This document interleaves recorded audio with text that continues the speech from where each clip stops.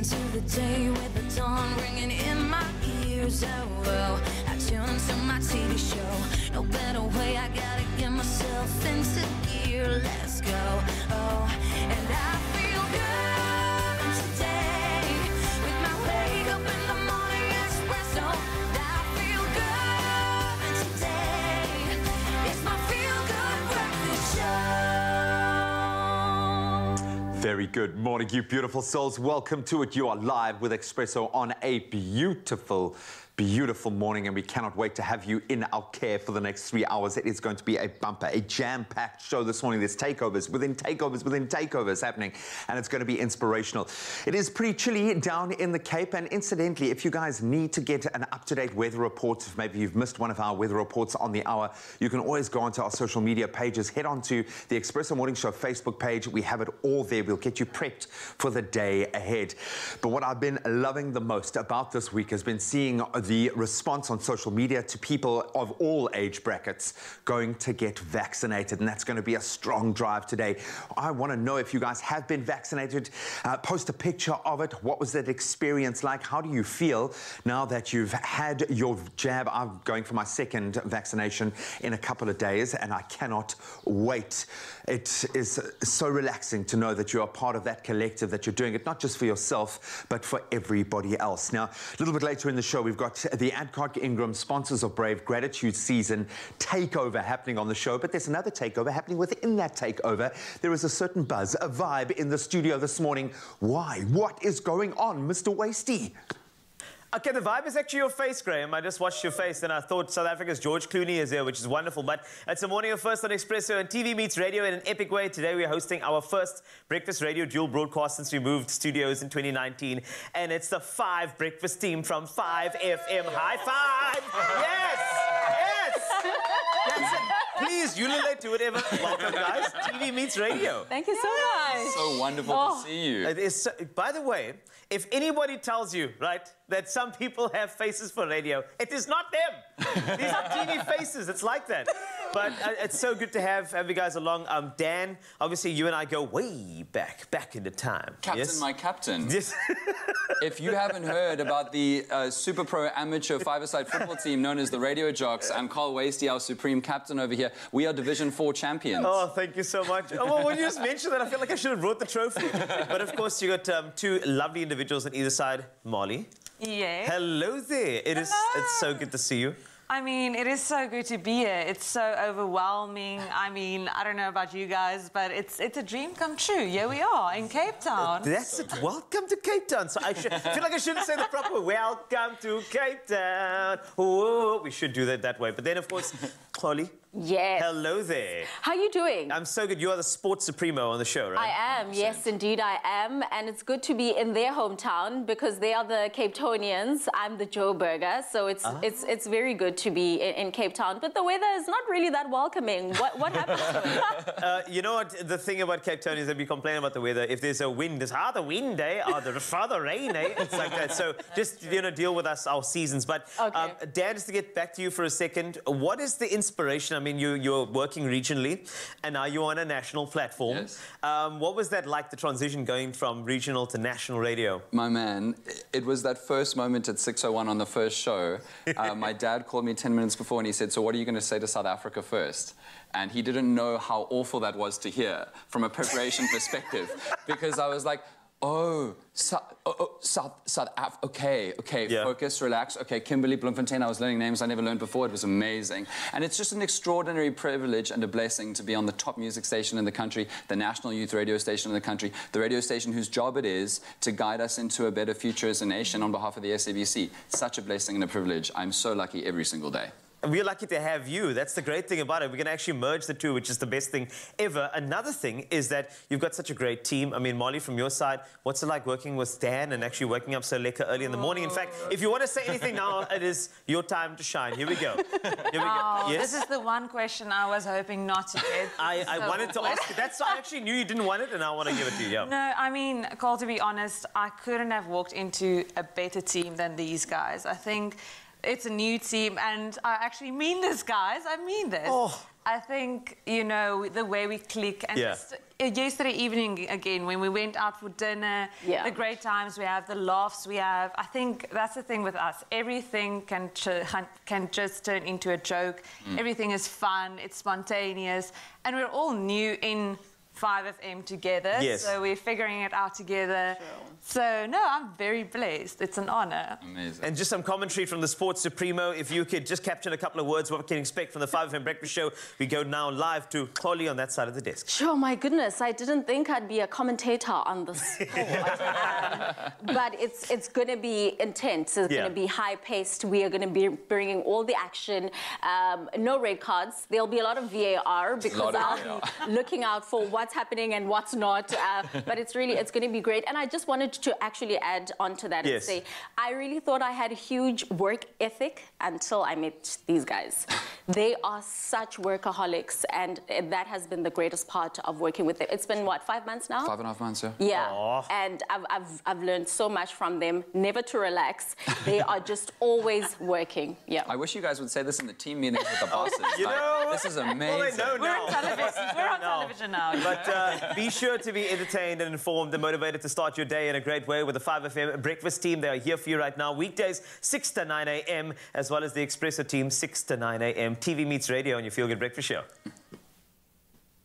Only you can make my day.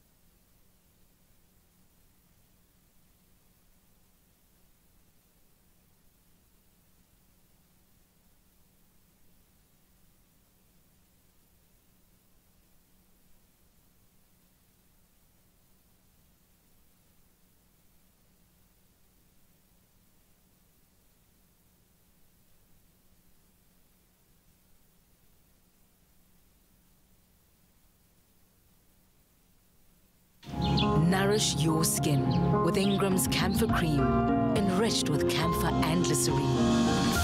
Trusted to restore and repair dry skin. Ingram's, your skin, your brave. It's my feel-good breakfast show.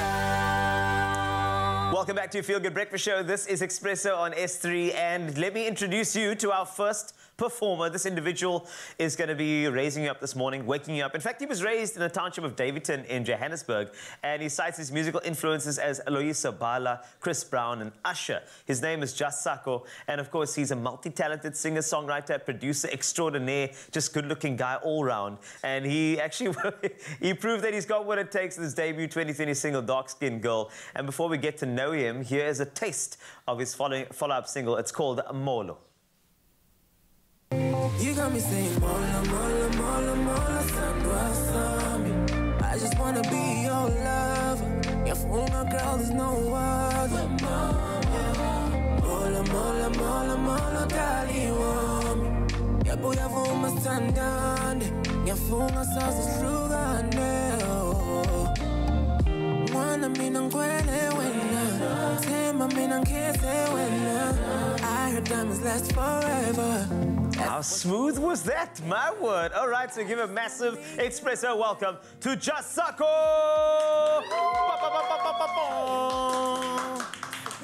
What is up, my brother? Oh, what's good, Carl? No, it's so good. I love that piece. So that music video song, it was so smooth. Thank you so I also saw there was a little bit a hair scene as well. Yeah. This is how that happened to me. Actually, that's my little brother. You know, he didn't know I was gonna do that to him. And then I was like, yo, and you did it? Surprise, yeah. Oh, nice. He didn't, so. It's all for the sake of art, you know? Definitely. It's important. Okay, but let's start with your journey. I always like asking this because there's always one person that says you should take music seriously. Yeah. And I mean, we all have those people that would talk to you and say, hey, this is something that you should do. Yeah. Who is that person, or when did it start where somebody said to you, Just Sako, you should go for it? That's my mom. Oh. You know, my mom used to take me to church with her all the time. Yeah. She was part of the mass choir. So I was the kid that she'd rock up with there. And, you know, you end up playing, end up under the chairs, sleeping, waking up. But I was, like, pretty much brought up around music because, I mean, even in the house with my grandparents and, like, my mom's siblings and them, they used to have this hi-fi techniques and they used to play, like, Teddy Pendergrass. Oh, and, yes. you know, so I grew up, like, around a lot of music. And I think when my mom noticed that about me, she kind of like harnessed it and said, dude, just focus on this and make sure that you do it properly if you want to do it, and just go for your dreams. And that's exactly what I did. And look at you now, man. Look at me now. You look at you now. I'm getting better. I like it. No, it's so cool because I think that that type of soul is important for anybody's musical journey because you know you draw from that all the time. Right. But now let's look at you, making sure that you've got your feelings involved. I see a lot of depth that comes through in your music. There's also that musical background. Is that all contributing to your unique sound? Of course, yeah. I mean, like, I think there's pretty much a lot of disciplines that need to go into you being a great creator. Yeah. You know? And I think for me, getting my story right is always the first bit, you know, being true to myself and figuring out what I stand for, you know. That was very important for me, you know. That contributed towards my songwriting, that contributed towards my sound design, which is very Afro-pop, amapiano / soulful music, Afro soul, you know, it really contributed towards a lot of who I am today as an artist. And I think with what I have now, people will definitely receive it well, I believe. I know you will, because I know you got a couple of songs, Molo is one of them, Brown Skin Girl is another one, but let's go for the track Vuka, which we'll probably hear a little bit later. I know it is a top single. Just for anybody who's about to hear this song, what's the message that you want to convey when they eventually hear it on your Feel Good Breakfast Show? So, I mean, writing this song I wrote this song during lockdown, like the first few months of lockdown. It was seeing everybody being so down, like seeing people's businesses closed down. I mean, I come from Davidton, and there's a lot of business in Davidton. I mean, there's a lot of places that service people as well in terms of just the community and all that. And I think those people needed to hear a message of positivity that, you know what, this is not where it ends. You know, you need to wake up, you need to dust yourself up, you need to go hustle, you need to go make that paper. You need to make sure that your family is taken care of. You know, you need to put your trust in God, and that's basically the message that I want people to take away from this, especially young people, because I know it's been tough for them. They're the digital babies, and, you know, not being able to work during this time is kind of stressful, I know.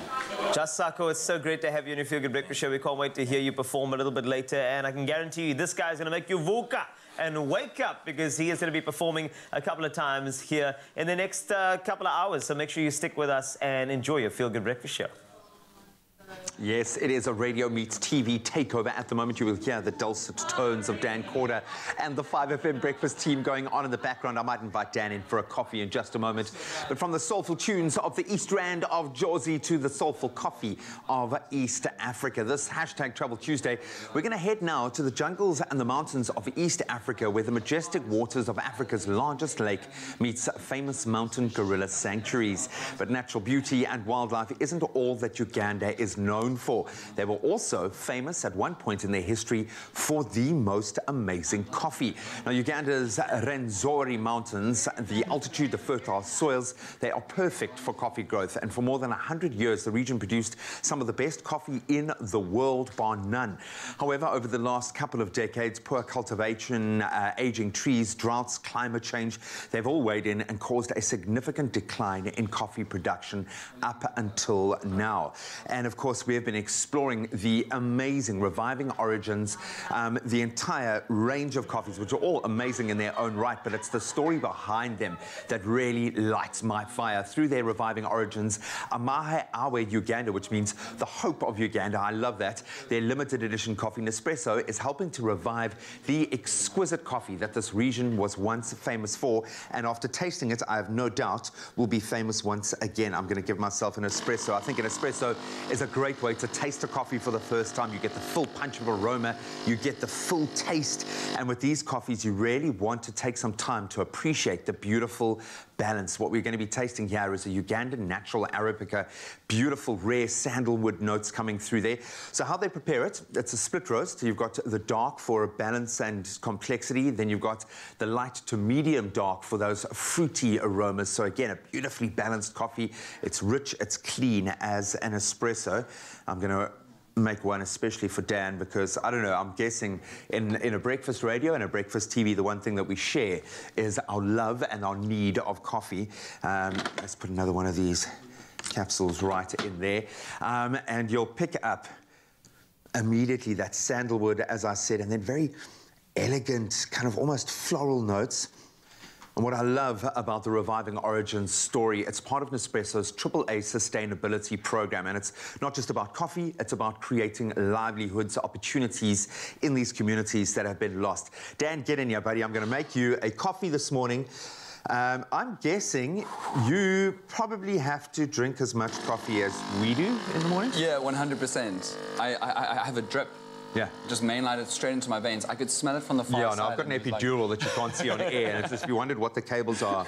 But it is. It becomes part of the process. And isn't that the vibe with doing a breakfast gig? It's about having your processes so that it just kicks in and you gooi. Okay. And you need to be able to do that ritual because it's a deeply unnatural thing that we do. You never go and see a Broadway show at 6 o'clock in the morning, but we need to be energizing and entertaining the nation. And it needs to be a pleasing taste when you do it. It's not just caffeine for its own sake. Well, buddy, this is part of an amazing story. The Amahe Awe Uganda, which translates to the hope of Uganda coffee. This is part of their AAA sustainability program where they've now helped to educate over 2,000 farmers in areas that used to produce amazing world-renowned coffee that for various socio-economic, climate change, various reasons, they've lost touch with that. And this is one of the best coffees out of this Reviving Origins range. So give it a taste. You're going to pick up some sandalwood, some floral notes, a beautiful balance of light and a dark roast. Oh, I wish I didn't have the coffee before the show. Can I have more of these? They're on tap the whole morning, I'm going to be rushing by the end of this, my man. But that's what we want, man. We love hearing your voice in the background. It's so good to have you guys here. And of course, for a vitally, vitally important reason here, we are spreading the word. If you haven't been vaccinated,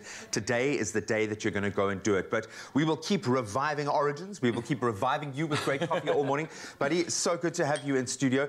I'd like you guys to head over to Nespresso's social media presence as well. Just do a little bit of a deep dive into the work that they're doing within communities. It is unbelievable how much they've invested, not only in the ecology around their farms, but in the farmers, the communities, the education to uplift that entire community. And then, of course, we get to enjoy a beautiful coffee. And it does make it taste even better when you know that. Yeah, incredible. Completely, man. Sure. Every time you brew a cup of Reviving Origins coffee, you're restoring land, empowering farmers, and supporting livelihoods. So every sip touches hundreds of lives. And offers an inspiring taste experience in return.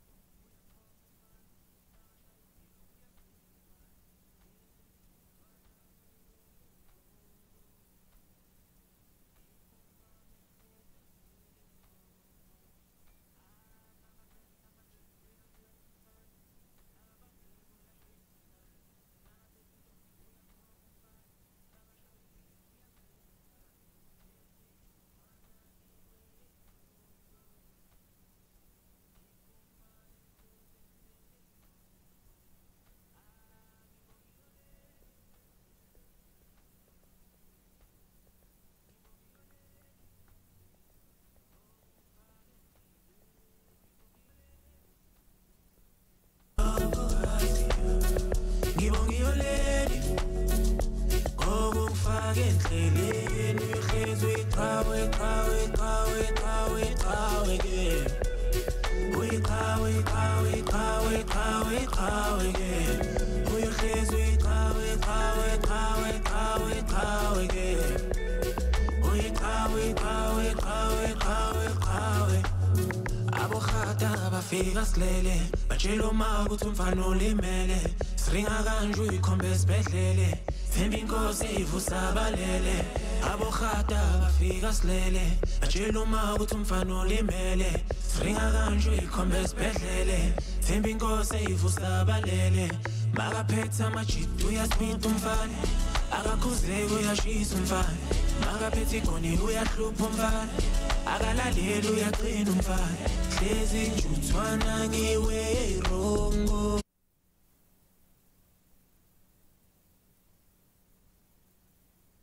It's my feel-good breakfast show. Over the last few weeks, we have covered at length the crisis that is period poverty here in South Africa. Stats show that 1 in 3 schoolgirls are missing up to 50 school days a year simply because they cannot afford sanitary products. That is unacceptable. And this morning, I am delighted to have 2 incredible young women joining us who are showing South Africa how Mina is changing this narrative and helping to keep our girls in school. I'm joined by 20-year-old Khomotso Shibane, who is a student that has been using Mina for 5 years now. And I'm also joined by the incredible Sinalo Matwa, who is an 18-year-old living with spinal muscular atrophy and is dedicating her time to empowering young women through the Mina Foundation. Massive boxes ticked. So good to be connecting with both of you. How are you, ladies? Fine, thanks. And yourself? Good morning. We're good, thank you. I'm really good. All the better for connecting with 2 incredible human beings this morning. So thank you so much for joining us. And joining what I'm going to call has become a movement, thankfully. Now, Khomotso, I'll start with you. Maybe you can tell us a bit about who you are, first of all, and how did you meet Mina? I would like to consider myself a Mina champion. I started this journey with Mina 5 years ago when I was in grade 9. And I have to say, it has been one of the most empowering journeys that I have ever been on.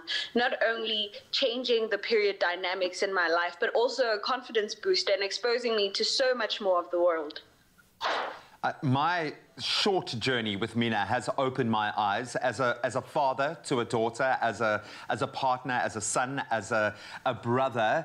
These are conversations that we need men to be having, and I'm so glad that you're engaging with me today. It is such a proud message to be spreading. Sinolo, I'm going to move to you. What does a day in your life look like, especially as a young girl in school that is having to live with spinal muscular atrophy? My official day starts at 5 o'clock when my wonderful mother wakes me up. She brings my breakfast to bed, and then she helps me with my morning routine, getting ready for school. So a day in my life, it's filled with lots of extra work.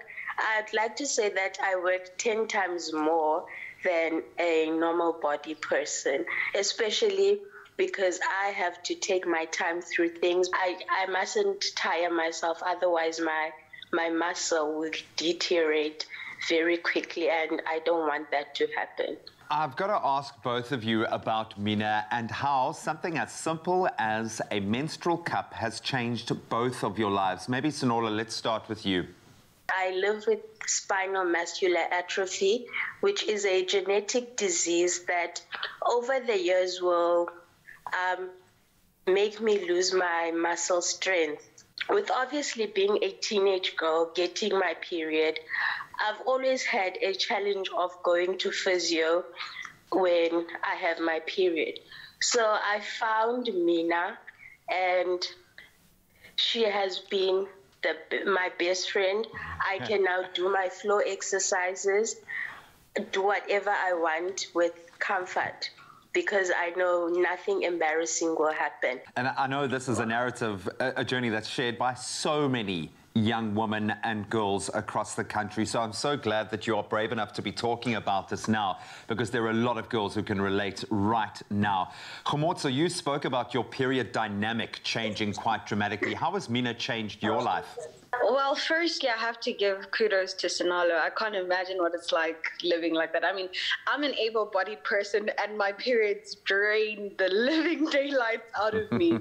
And Mina has helped me along that journey drastically. I used to have the worst period cramps, and in school, I was in a very small school. So being in a small school means everybody knows you. So the last thing you need is to have a leakage. So I have had less. I actually don't have period pains at all anymore. I come from a family that is very female based. My mother, I have 3 siblings. I have my aunt, my cousins, all females.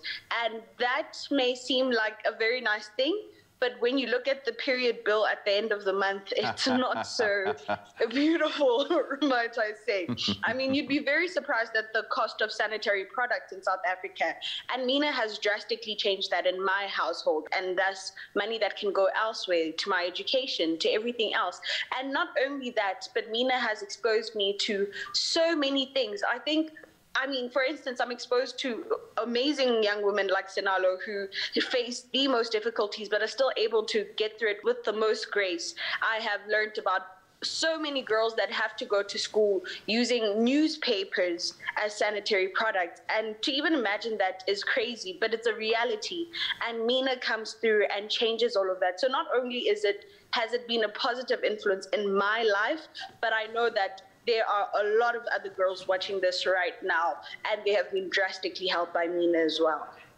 Well, feeding off that, Khomotso, and I mean, if you want to know the numbers, you can save up to 60,000 Rand over your lifetime in terms of the cost of sanitary products. It's crazy. I'm going to stay with you, Khomotso, now, because I know you are clearly very vocal about menstrual health and helping other young girls. What is your message to these young girls right now? See, my message right now to young girls everywhere is to persevere. And more than anything, I'd like to send a message to each and every other person out there. I am a product of Mina. I am a 20-year-old law student who has been using Mina since I was 15. I am an actual tangible product of what Mina can do. And if people go out there and buy more Mina products, not only are we saving the environment, because a pad takes more than 1,000 years to degrade, if ever, but we're also saving a lot of children's lives. For every Mina cup you buy, Mina donates another cup. That means you are creating another champion like myself. You're allowing another girl to not miss 50 days of school. You're allowing the statistics to dramatically decrease, thus promoting the future, a female future in South Africa, which is something quite overlooked. Complete. Oh, you're going to make an amazing lawyer. My word. Sinola, I'm going to close off with you. Mina tells us that you wanted to become a Mina volunteer, to take this notion a step further. Why was this important to you, and what is your message to the young women that are watching right now? So my message goes to another disabled girl like me. Over the years, I've suffered with a lack of confidence, and through using Mina, I've gained my confidence back. I know it's easier said than done, but it can be done. Mina is a life changer, and I am also tangible evidence that it works. It really works. And I want to also let them know that your period doesn't have to bring you the worst memories. It only has to bring you the best, because it's something you can change by using Mina, which is reusable, and you can reuse for up to 5 years. You are both amazing young women. Thank you so much for opening a window into your world and your mindset. As a father to a beautiful baby girl, I'm so happy that there are role models like you in the world that she can look up to. Thank you so much for taking the time this morning to share your perspective. I really, really do appreciate it. Thank you. Thank you, Graham. Thank you. Change is possible, and your contribution can make all of the difference and mean the world to another young woman. You can donate to the Mina Foundation directly. You can go onto their Back a Buddy fundraiser, or you can buy a Mina for yourself, and as a result, have a Mina donated to a girl in need for free at no cost to you. And for all of those details, you can go and visit minacup.com. Do it now. Purity, as your partner along your parenting journey, are also partnering with Cotlands to help raise 1 million rand towards early childhood development. For every Purity toiletry product purchased this August and September, Purity will donate 1 rand to Cotlands. Together with Purity, you too can help SA's little ones start their big journey and reach their full potential. Another Purity promise fulfilled.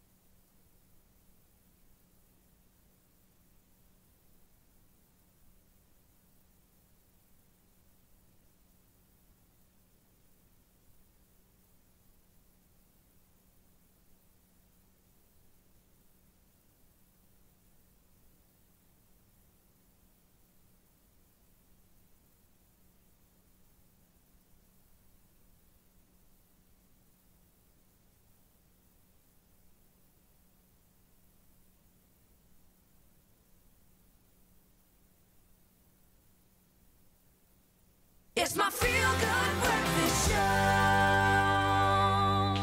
Welcome back. I promised a takeover within a takeover within a takeover this morning. This one makes me so proud to be a part of. We've had a front row seat to one of the coolest and most inspiring campaigns that we've ever dealt with on this show. Adcock Ingram OTC, sponsors of Brave, have brought some amazing stories of ordinary people displaying some truly amazing acts of courage and compassion as they work on the front line during these unprecedented, difficult times.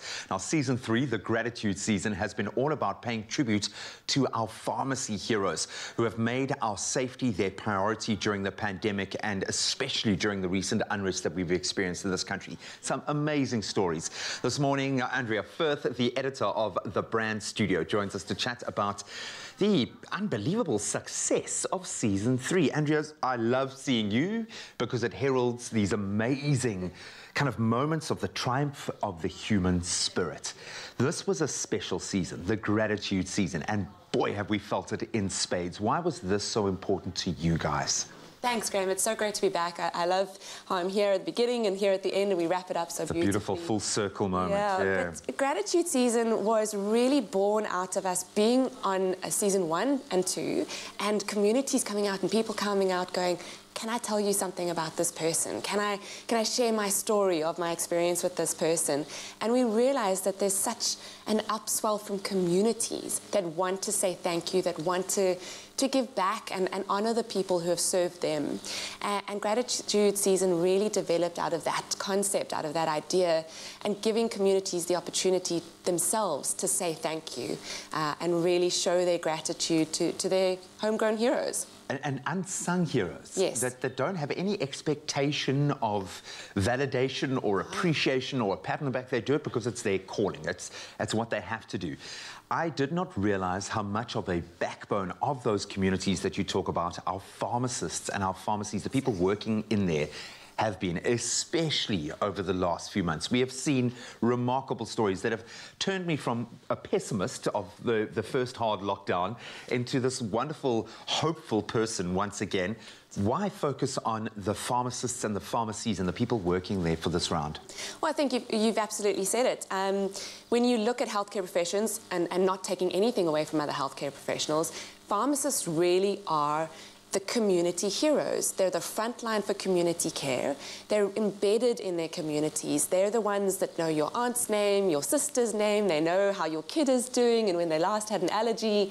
They might know more about your kids than you do, actually. Totally. I'm just saying. Absolutely. They really are part of the community. They live and breathe in their communities, and they're there for everyone.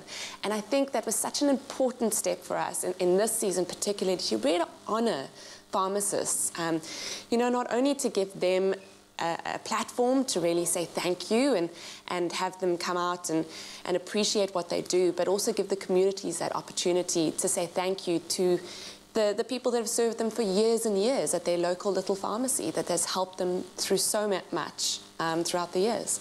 And you've nailed the brief. Because for this one, you guys needed to create a two-way flow. Yes. We needed the public to respond, and we wanted it to be authentic and emotional, and wow, has it been exactly that? What has the response been like from your side, and what do our winners stand to win through this process? So I'm incredibly proud. I mean, season 1, we did healthcare professionals and we got an amazing nominations. Season 2, we did students coming up. We got amazing nominations. And we hoped that we'd get those incredible stories, and we did in spades. We had such a hard time choosing our 8 finalists out of all the stories that got shared. Well over 1,500 nominations came in. People so keen to share their stories, to thank their pharmacists around the country. So that was really, really amazing. And then, of course, we had a Reader's Choice winner, which meant that people could vote on their favourite nomination. And we had almost 9,000 votes for that person. The person who landed up walking away with Reader's Choice, well over 2,000 votes. Wow. So incredible response in terms of the readership, the shareability. We saw beautiful comments come in from the social platforms, people just saying, this fills me with hope. It gives me optimism about what people are doing around South Africa, and that there are good people out there paying it forward and not looking for spotlight. And boy, haven't we needed that over the last year and a half. I think so many of us have drifted into a very negative space, but this has shone a light on something that is so positive. Now, from all the nominations, at great lengths, it was narrowed down to a final 8 incredible nominees, which we showed on Expresso every week. Let's take a little look again at who those final 8 nominees are.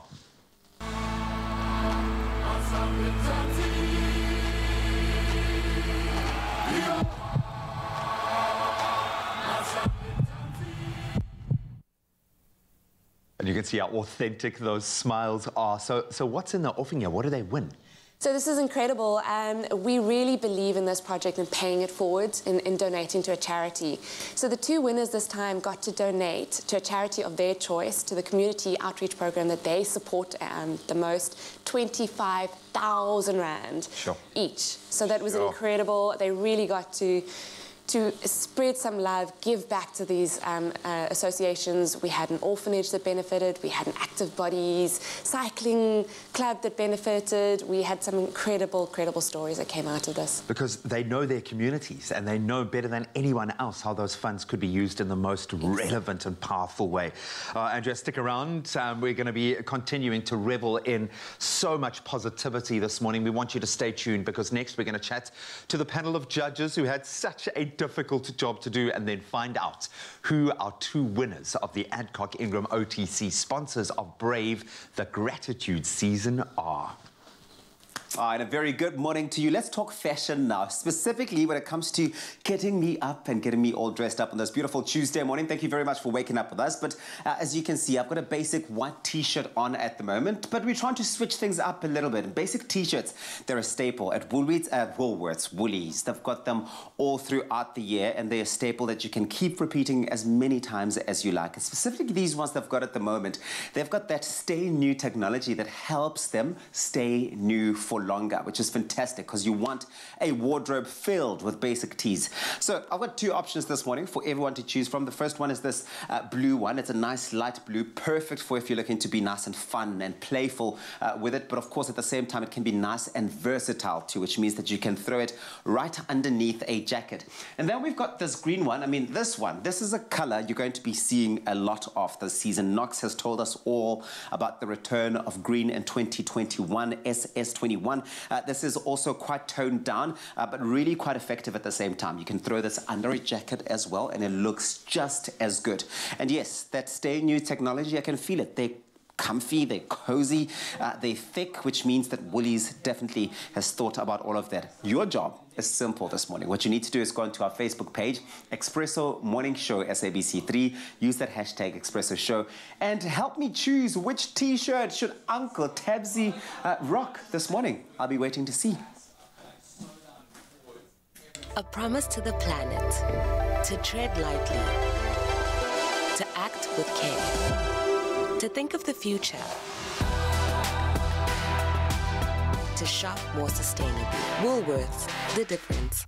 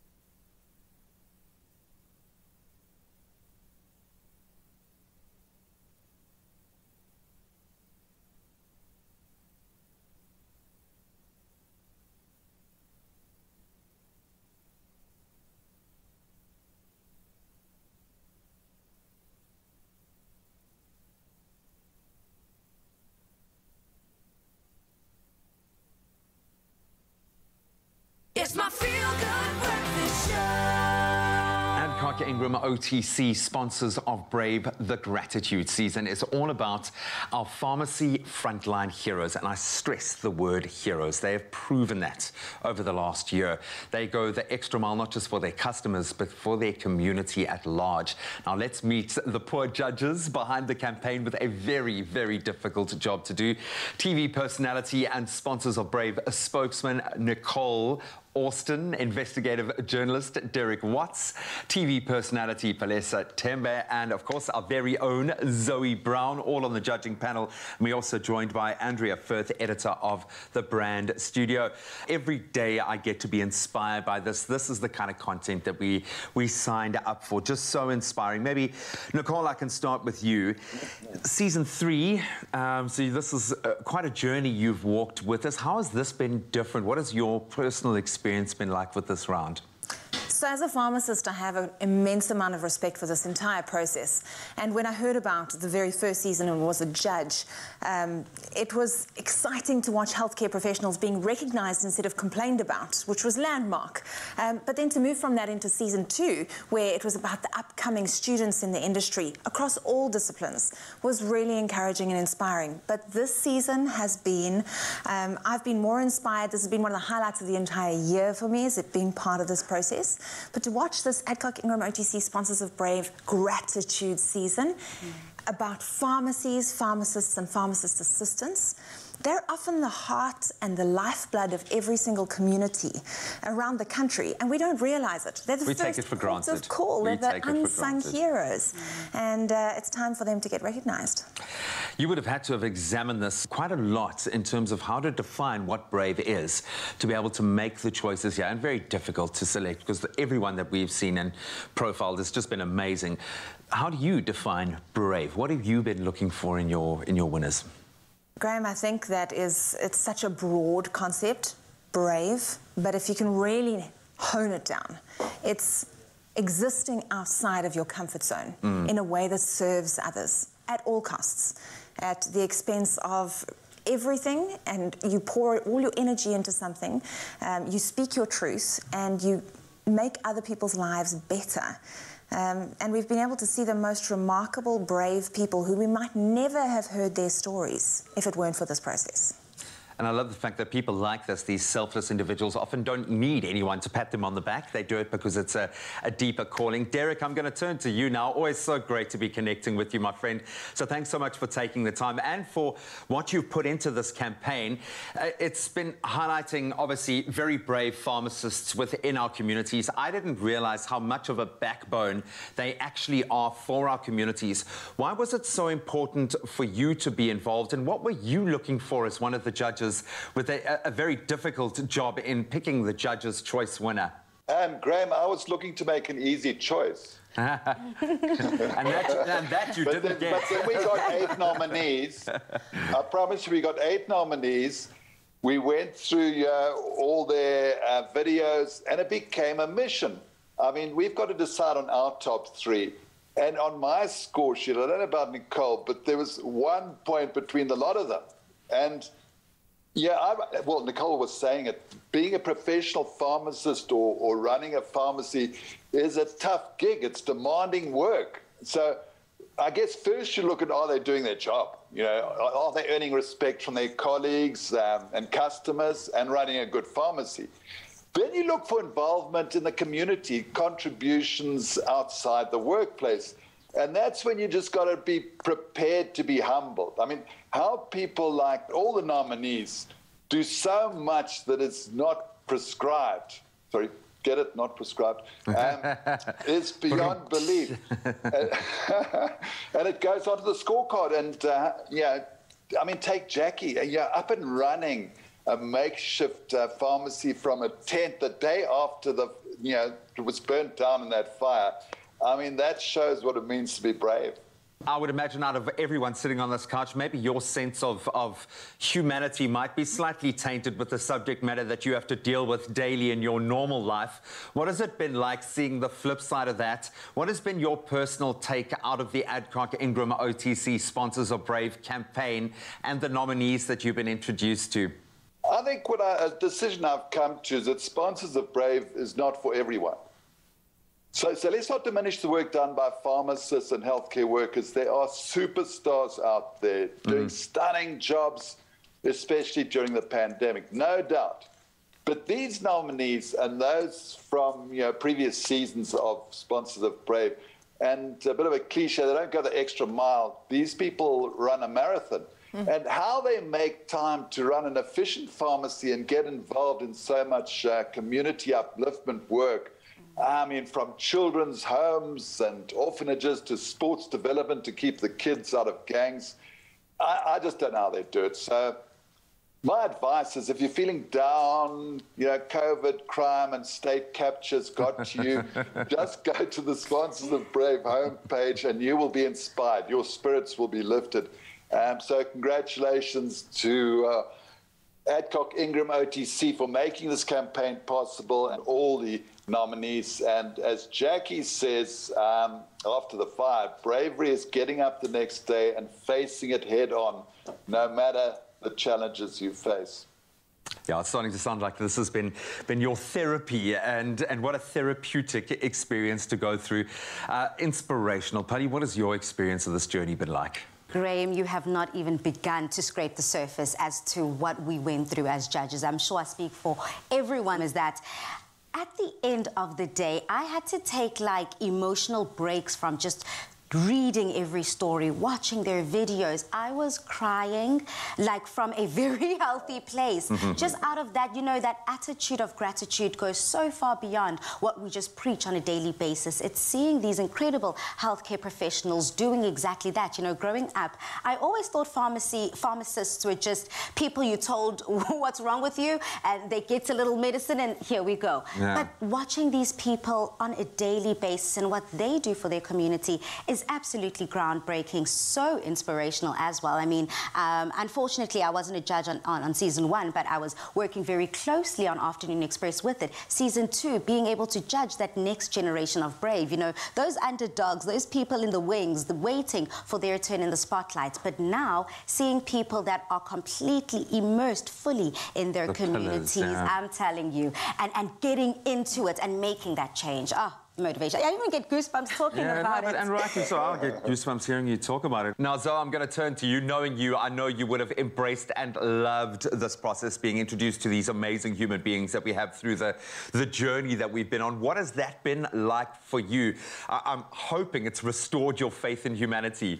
Graham, spot on. It really did. And listening to all of these different stories, hearing the first-hand perspective from the pharmacists themselves, how hard they work during this pandemic, it really, really just reignited me that there are so many good people in the world and they need to be favored. And I have to be honest, it was one of the most difficult things I've had to do.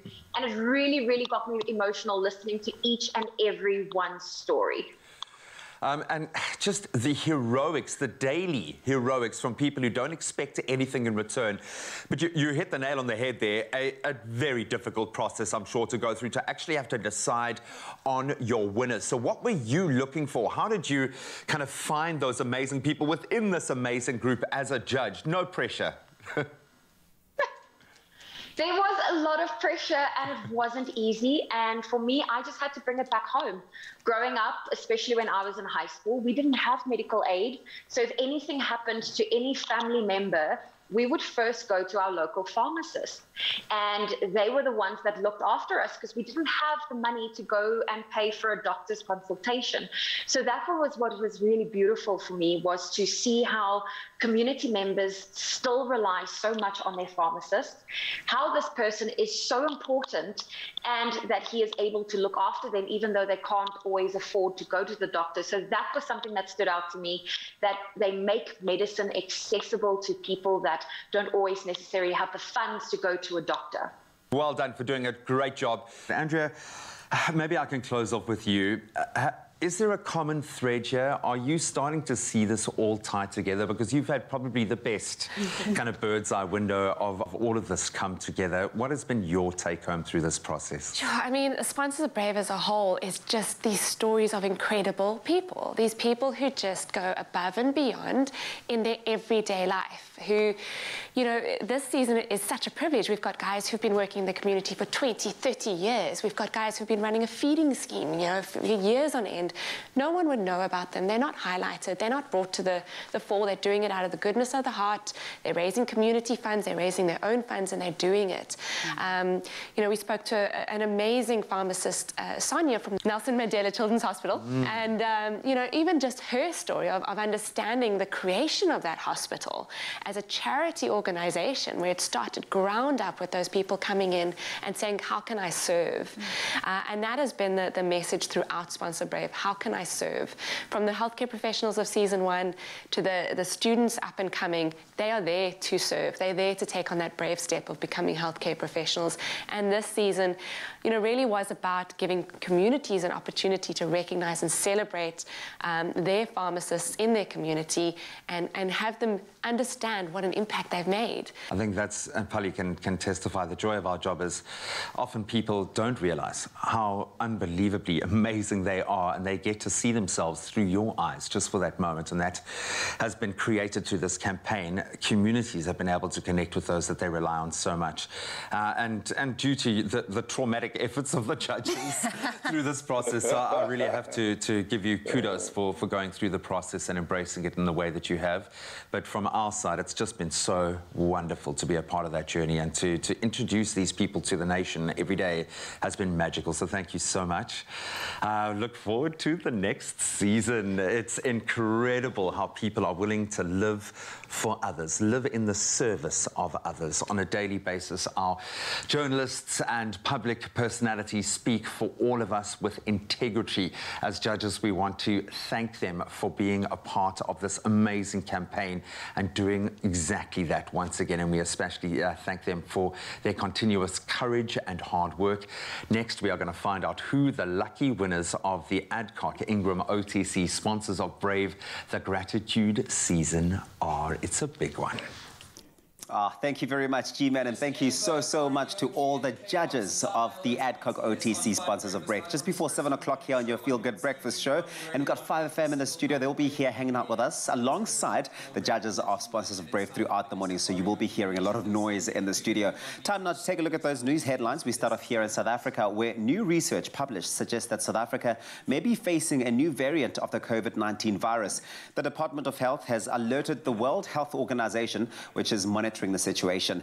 Now, the variant, identified by researchers from the National Institute of Communicable Diseases and the KZN Research Innovation and Sequencing Platform, is being referred to as the C12 lineage. And the C.1.2 has been detected across the majority of provinces in South Africa, as well as several other countries in Africa, Europe, Asia, and Oceania. Now, the University of Cape Town has launched its Community of Hope vaccination site at its Forest Hill residence in Moorbury. The site is now open to students as well as members of the public. UCT Vice-Chancellor Mamokgethi Phakeng has described the opening of the site as a proud moment for the institution. She says the site is one example of how UCT is serving the surrounding community. The site will be able to administer 75 injections per hour at full capacity. In international news, the Nigerian embassy in Moscow has announced that Nigeria and Russia have signed a military cooperation deal providing a legal framework for the supply of equipment and the training of troops. President Muhammadu Buhari has expressed interest in such a pact with Russia in 2019. Now, the Nigerian ambassador to Russia at the time said Buhari felt Russia could help defeat the Boko Haram Islamic insurgency in the northeast of the country. Let's talk gaming now. China's video game regulator has instructed that online gamers under the age of 18 will only be allowed to play for an hour on Fridays, weekends and holidays. Game playing would only be allowed between 8 p.m. and 9 p.m. Now, the move reflects a long-running concern about the impact of excessive gaming on the young, as many teenagers had become addicted to online gaming, and it was having a negative impact on them. Branded online games were referred to as spiritual opium. And next, a Cape Town couple say I do as snowflakes fall. A Cape Town couple who became engaged in March decided that they would very much like to do something different for their wedding day, such as having a snow wedding. Now, a white wedding of their dreams complete with a dusting of snow. How's that? Chandre, who's 29 years old, and Kurt Pelston, 37, tied the knot at the Matruisberg Nature Reserve on Saturday as a cold front brought snow to high-lying areas of the Western Cape. Initially, they had expected clear skies, but on the Friday before the wedding, the snow started coming down. They were elated because by Saturday morning, it was lying quite thick, and the couple's initial wish had come true as they said, I do, with snowflakes falling around them. A beaming Chandre says afterwards that we had our dream snow wedding. It was so blessed and out of this world. Congratulations, you two. That's where we leave it for now. Here's Graham with what's happening in sports.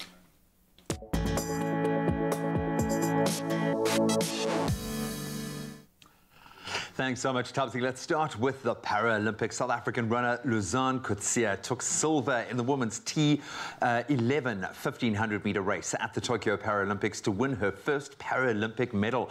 The visually impaired runner from Bloem and her guide, Erasmus Badenhorst, finished second and set a personal best in the process and a new African record with a time of just under 5 minutes. Mexico's Monica Rodriguez, she claimed gold, and Kenya's Nancy Chelangat-Koech, she secured her nation's first medal of the Games with the bronze. Now on to the footballing front. Bafana head coach Hugo Broos has named Ronwen Williams as the new Bafana captain, and Percy Tau has been named as vice captain. The 29-year-old Williams, who represented South Africa recently at the Tokyo Olympics earlier this year, will begin his tenure as Bafana skipper against Zimbabwe. That's in their World Cup qualifier this Friday at the National Stadium in Harare.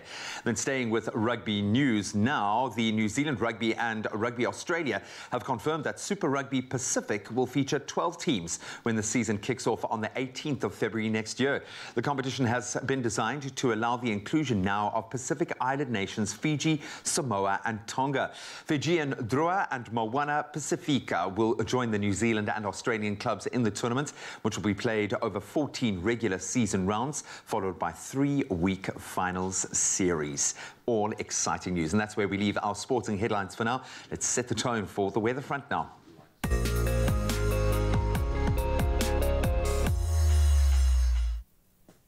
Thanks a lot, Chi. Let's take a look at the weather action, and let's start off with Cape Town's dams. They are 100% full with more rain expected this week. Record levels of Cape Town, well, for Cape Town and the province for this time of year have been confirmed. The dams providing water to the city of Cape Town are at record levels, currently 101%. In August 2017, the level was 34% and heading for record low levels later in that year. The city's largest dam, Theawaterskloof, is 104% full, almost 20% more than this time last year. The Berg River Dam is 101% compared to 100% last year, and the Voelvlei Dam is 97% compared to 89.4% in 2020. The SA Weather Service said apart from the cold front that moved in yesterday afternoon, another is expected on Friday. Cold weather with some scattered showers is also forecast for the Garden Route during the week. Instead of our usual sunrise photos, which I love so much, we are featuring some of the excitement seen on the socials over the last few days as a result of the recent snowfall in parts of South Africa. Starting us off this morning is Diana Inglis, who captured this perfect image overlooking the snow-capped mountains in the distance. Ian Burton got a little closer, showing off the snowy mountain tops as well as some of the wildflowers found to be in bloom at this time of the year. Friend of the show and regular sunrise contributor Hannes Bosman, good morning to you. Captured the stunning photo looking toward the Hottentots Holland and Somerset mountains in the distance, and we are really fortunate to experience the beauty of nature here in South Africa, whether it be snow or even sunshine. It doesn't matter, it's still all beautiful. Let's take a look at those temperatures to give you an idea of what to wear today. Let's start off in Polokwane. 10 is your minimum, rising to 27 degrees Celsius. Mbombela, you can expect 13 this morning, and you're up to a very summery 33 later. Pretoria, 9 to 26 today. Johannesburg, Goeiemorgen, 8 is your minimum to a maximum of 24 degrees Celsius. Mahikeng, 8 to 27. Klerksdorp, 27 is your maximum low of 5. Let's go over to Kimberley, looking beautiful, shining bright like a diamond, 4 to 23. Bloemfontein, -1 is where you start. Quite chilly, but you're up to 23 later. Richards Bay, 16 Ekurhuleni, your low to a high of 26. Pietermaritzburg, that is a low of 10 degrees Celsius in the morning, and you top at 27. Durban, 16 to 23 today. Umtata, 6 is your minimum to a high of 26 degrees Celsius. East London, 9 to 20. Cradock, 2 is your minimum to a high of 24. Gqeberha, 8 to 16 with a 55% chance of precipitation in your area. George, 7 to 14. Cape Town at 9 is your low to a high of 14. Worcester, 14 as well with a 25% chance of showers. 4 is your minimum. Sutherland, -2 up to 11. And of course, Uppington wrapping up with you as always. 6 is your low to a high of 25 degrees Celsius. That's a wrap of your weather details for now. If you've got any good snow photos or sunrise photos, send it our way. Just go to the Expresso Facebook page. All right, let's elevate the feel-good a little bit this morning here on your Feel Good Breakfast Show with 5 of them in the house. Time to get jamming because we're joined this morning by singer-songwriter and producer Just Sako. He's getting us into the Tuesday groove with 2 awesome performances. It's going to be a total treat. And here he is with his track, Hawe. Just Sako, yenza lento. Yeah. This one goes out to all the mamas out there. Siantanda, we thank you for holding us down through the good times, through the bad times, through the wins, through the losses. And God siyabonga.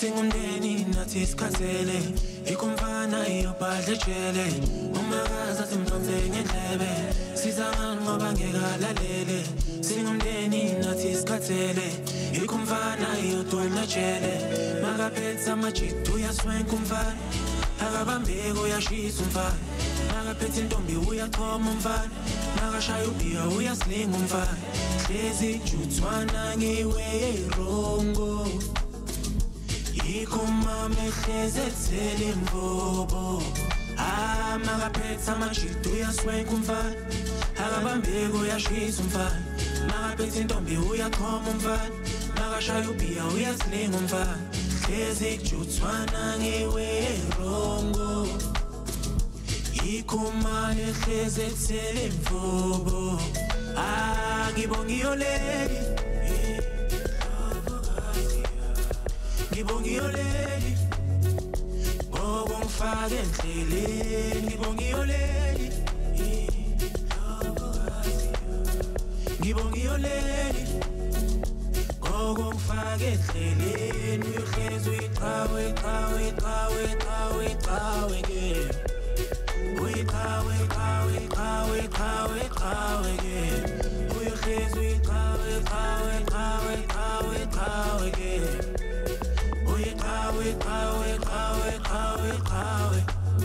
Abokhata bafika silele batshela uma ukuthi umfana olimele siringa kanje uyikhombe esibhedlele themba inkosi ivusa abalele abokhata bafika silele batshela uma ukuthi umfana olimele siringa kanje uyikhombe esibhedlele themba inkosi ivusa abalele makaphethe amajita uyasipita umfana akakhuzeki uyashisa umfana makaphethe igoni uyahlupha umfana akalaleli uyaqina umfana hlezi kujuthwana ngiwe rongo ikumame hlezethele mbobo makaphethe amajita uyasipita umfana akakhuzeki uyashisa umfana makaphethe igoni uyahlupha umfana akalaleli uyaqina umfana hlezi kujuthwana ngiwe rongo Ikumame hlezethele mbobo ngibonga iyoleli ngibonga iyoleli ngoba ungifake endleleni ngibonga iyoleli ngibonga iyoleli ngoba ungifake endleleni uhlezi uyiqhawe qhawe qhawe qhawe qhawe ke uyiqhawe qhawe qhawe qhawe qhawe ke uyihlezi uyiqhawe qhawe qhawe qhawe qhawe ke uyiqhawe qhawe qhawe qhawe qhawe umakazi asimbambe ngendlebe Sizangan ngoba ngekalalele singumndeni nathi isikhathele ikumfana iyodwa dlejele umakazi athi mthonze ngendlebe sizangan ngoba ngekalalele singumndeni nathi isikhathele ikalenti yothumejele makaphethe amajito uyaswenka umfana akabambeki uyashisa umfana makaphethe intombi uyachoma umfana makashaya ubhiya uyasilenga umfana. Sibonge. Always thank you. Woo! Yes, yes. Now that is how you do it Tuesday morning. Just Sako on your Feel Good Breakfast show.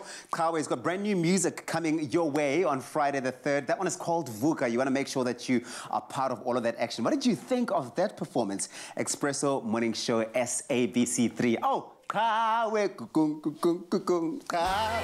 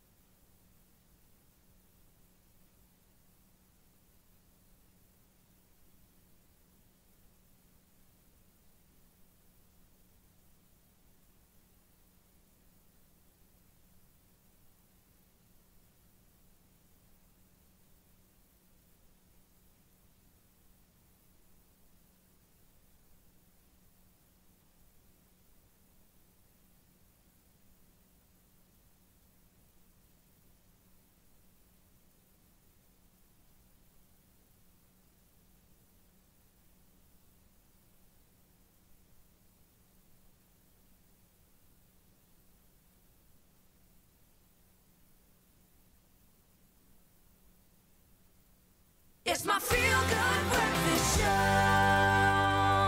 Now, let's be inspired from thousands of nominations made by readers across South Africa.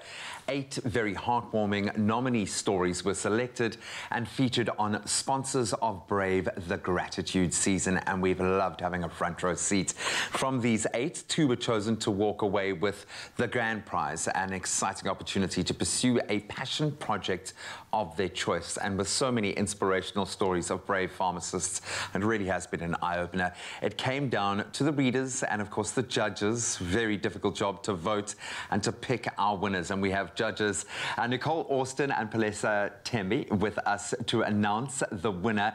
And we are proud to announce that the judges' choice winner is Jackie Clapton of Clubville Pharmacy in Middeldorp. Well done. And before we chat to her and connect with this incredible human being, let's take a look at her beautiful story.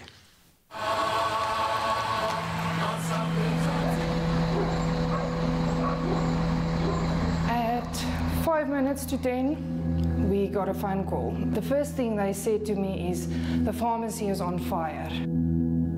I will never forget it, that night when she phoned me and she was in tears. It was not even 2 minutes. All of the people were here. She's the bravest person that I know, because the next morning she was here up and about, working under gazebos because she must help her clients.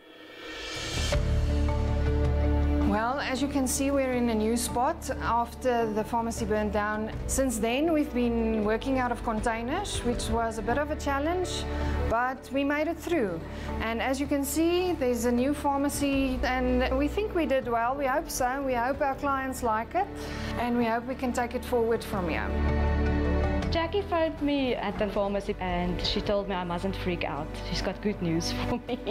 When I found out, I was alone at my house and I just burst out screaming and I was like, I can't believe it, we did it, we did it. I was so excited, it was difficult not to freak out. We were over the moon when we heard the news that we were chosen by the judges to win this. Words can't explain how happy we are and how privileged we feel.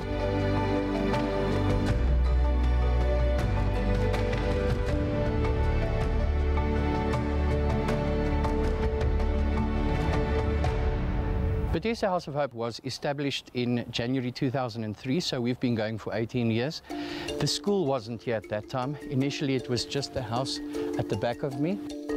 It started as a day school where kids would come in. I think there were 4 kids to start off with. So from there, the hostel came in, the schooling facility came in, and the initial 4 kids grew to almost 80 children. One of the reasons that we chose Bethesda was for the amazing work that they do. They focus on children's abilities and not their disabilities. They are there for them every day, pushing them forward, helping them to get somewhere in life. The initiative from Adcock Ingram and then of course Jackie and Club for Pharmacy, it took my breath away. We chose to donate non-perishable foods because that can go a long way. We also spoke to Shane during the week and he said he likes to give every child something nice, like a lollipop or a packet of chips or something like that. So we focused on buying them sweets as well, even though that's not the best thing to do, but in this case, yes, it is. Hello, julle almal. Hello, how are you? I would just like to say on behalf of Club of Pharmacy and Adcock Ingram, sponsors of Brave, thank you to them as well. Thank you for the work that you do. Thank you for focusing on these children's abilities. Thank you for being there for them every day, for listening to them, taking care of them and laughing with them. We appreciate your work a lot and it is being seen what you do.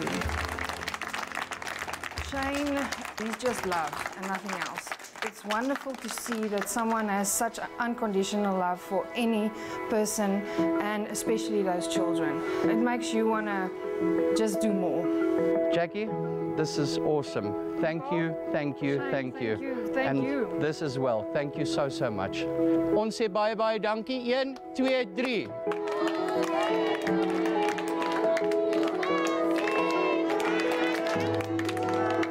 We have a lot of people say, but we don't have money to give you. It's not about the money.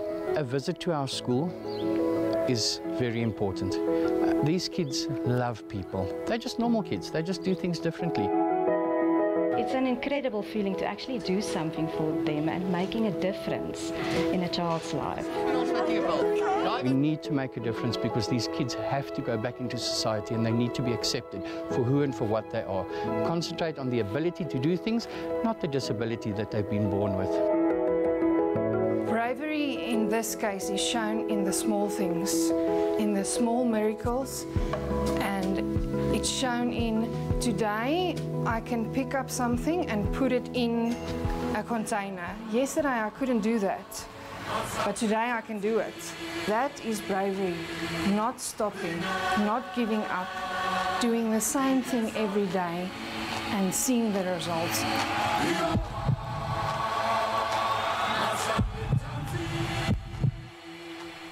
Now we have Jackie joining us on the line via video call right now. A very good morning, Jackie, and congratulations. How does it feel to know that your efforts are being validated in this way? You are our judge's choice winner. How are you feeling? Words cannot describe how we are feeling. We are so happy that we were chosen. We feel privileged and honored. We're over the moon about this, and we cannot thank the judges enough for choosing us to win. Thank you so much. We appreciate it a lot. It means the world to us. The unsung heroes. We're also joined by Andrea Firth, the editor for Brand Studio, who has had probably the best front row seat through this process as well. But Pali, Nicole, let me start with you guys. Maybe, Nicole, you want to kick this off. We've seen so many amazing stories and pharmacists going so far above and beyond. What was it about Jackie's story that tipped the scales for you? It was such a difficult decision to make. All of these nominees were just incredible, going above and beyond in bravery. But there was something special, and I think for me, I could relate. The reason that I studied to be a pharmacist was that sense of adding value to your community and bringing your community together. And nothing does that like a crisis. And we just watched as Jackie's entire community of Middelburg surrounded and pulled together in a moment like that. But more than that, they were there without looking for recognition, without asking for any spotlight to be shone on them. They were there the next morning after a crisis, literally serving their community with whatever they could. And it was just amazing to see. It made me proud to be a pharmacist and so proud of this Adcock Ingram OTC Sponsors of Brave initiative as a whole.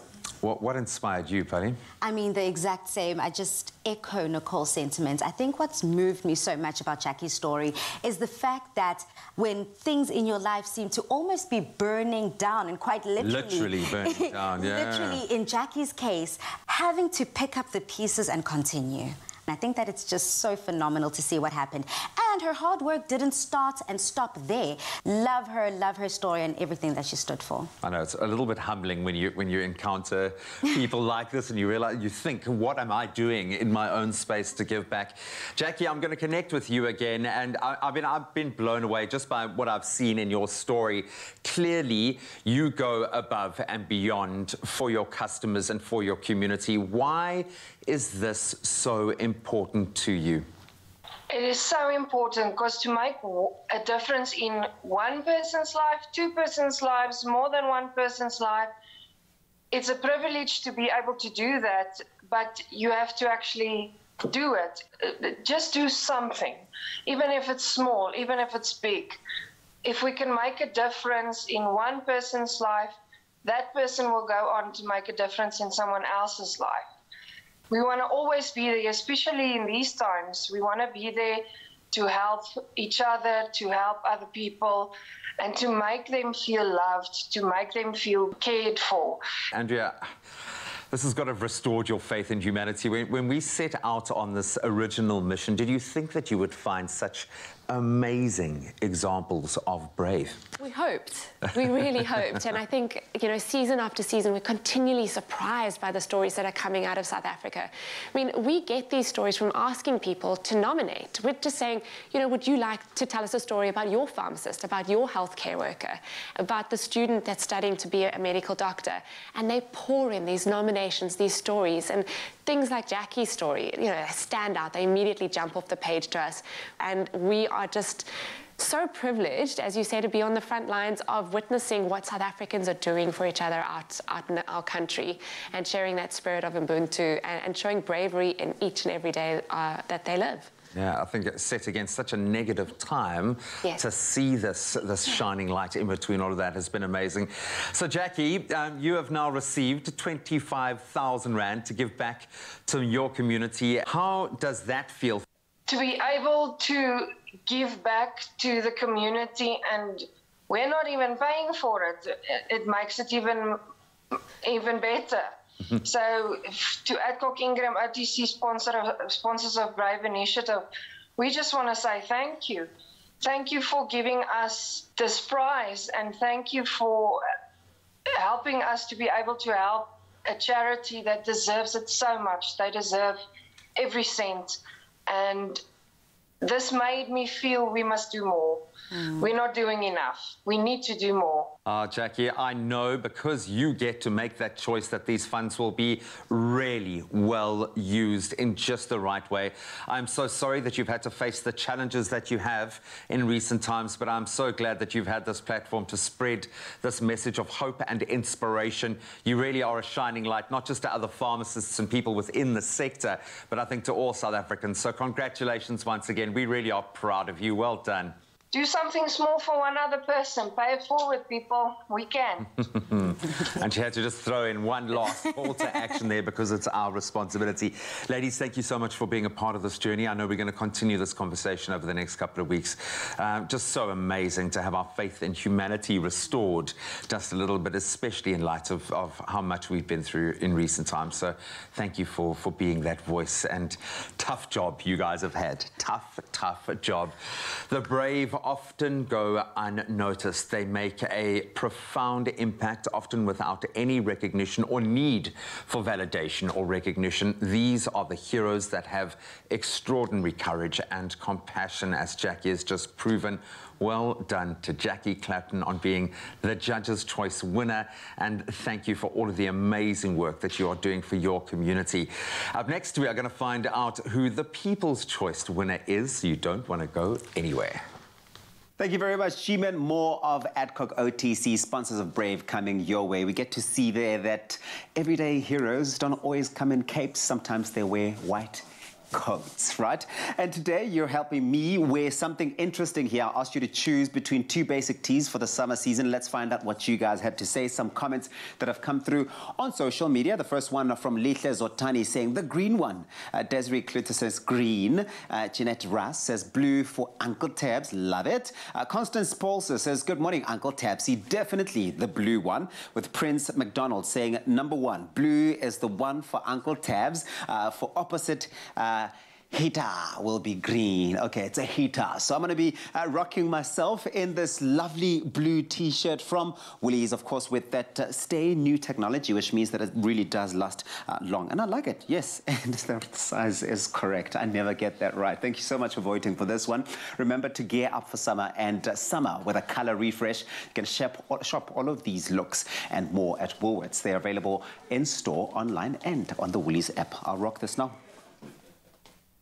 A promise to the planet, to tread lightly, to act with care, to think of the future,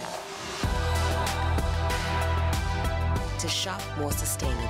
Woolworths, the difference.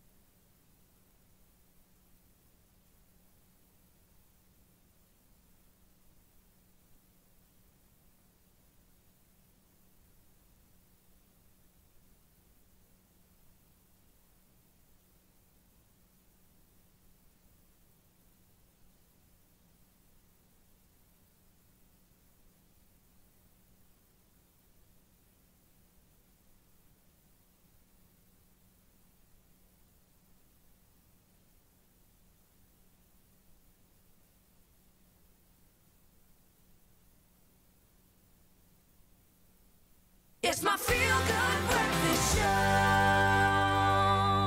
Welcome back. You are still live with Expresso on what has been the most inspirational morning, and it's only going to get better. It's time to reveal the People's Choice winner for sponsors of Brave Season 3, the Gratitude Season. And boy, haven't we seen gratitude in bucket loads. Now, chosen from nearly 9,000 votes cast by readers across the country, and a story resonating with many South Africans, I think we are very proud to announce that the People's Choice winner is Anil Lala and his team from before we connect with this amazing individual and the team that took him there, let's take a look at his beautiful story. I think it's an honor and privilege to be selected as the Reader's Choice winner. I'm very grateful that everyone else acknowledged Mr. Lala and his impact on the community and us as a whole. It makes me and the rest of us exceptionally proud. It makes everything we've done feel like it's so worth it. What we've chosen to donate are bicycles because we belong to the Active Body Sports Development Team, but we've also chosen to donate some stationary items, some items with which they can pursue learning. So the adage is healthy body, healthy mind, and with that we're hoping to cover both healthy body and healthy mind, just set them on a path where they can enjoy themselves physically and stimulate themselves mentally as well. We support kids from all over the Western Cape, working with primary schools, high schools, sporting organizations, orphanages.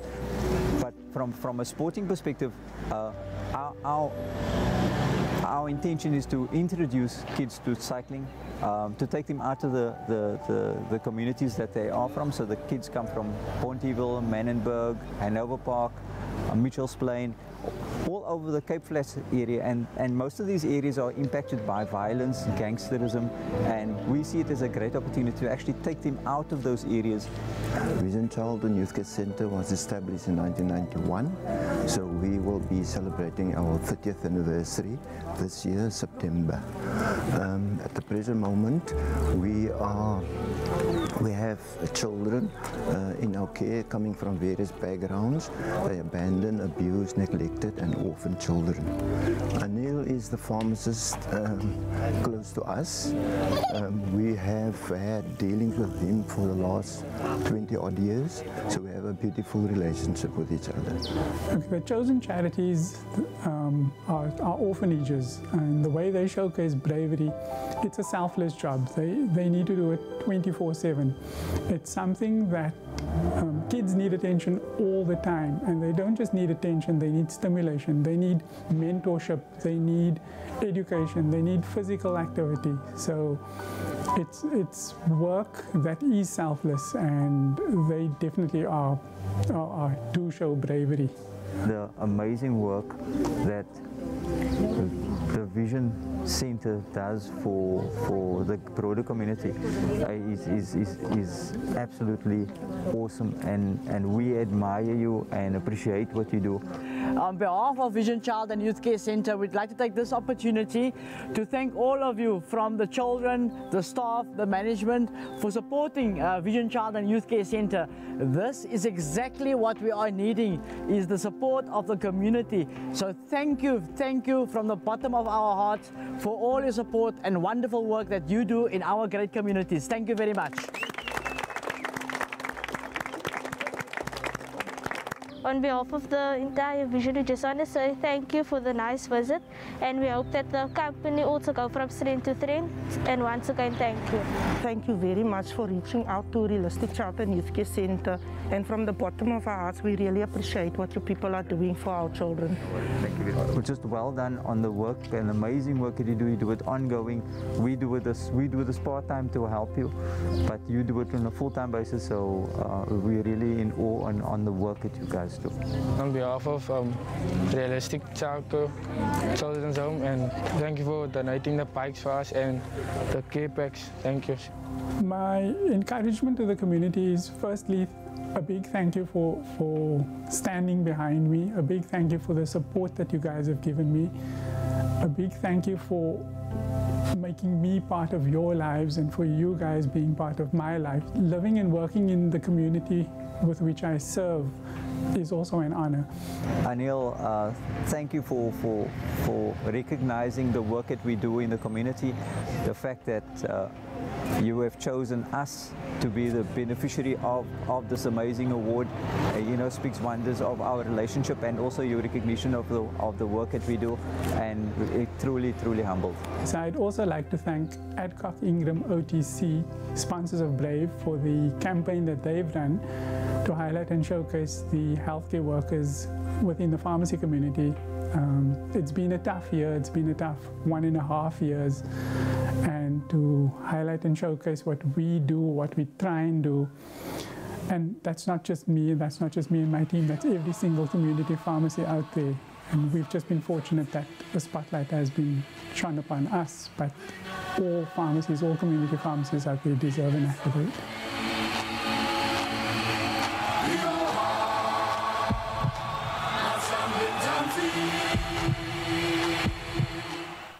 Another round of applause for Anil Lala. He is the people's choice. The people have spoken and they love you. Sat beside Nicole, Andrea and Pali. Guys, thanks for sticking around. What a journey we have been on, my friend. Congratulations. Thank you, thank you. I kind of feel like I know you because I've obviously seen a lot of you. It's been so wonderful to follow this journey and become emotionally invested, because that's what it's about.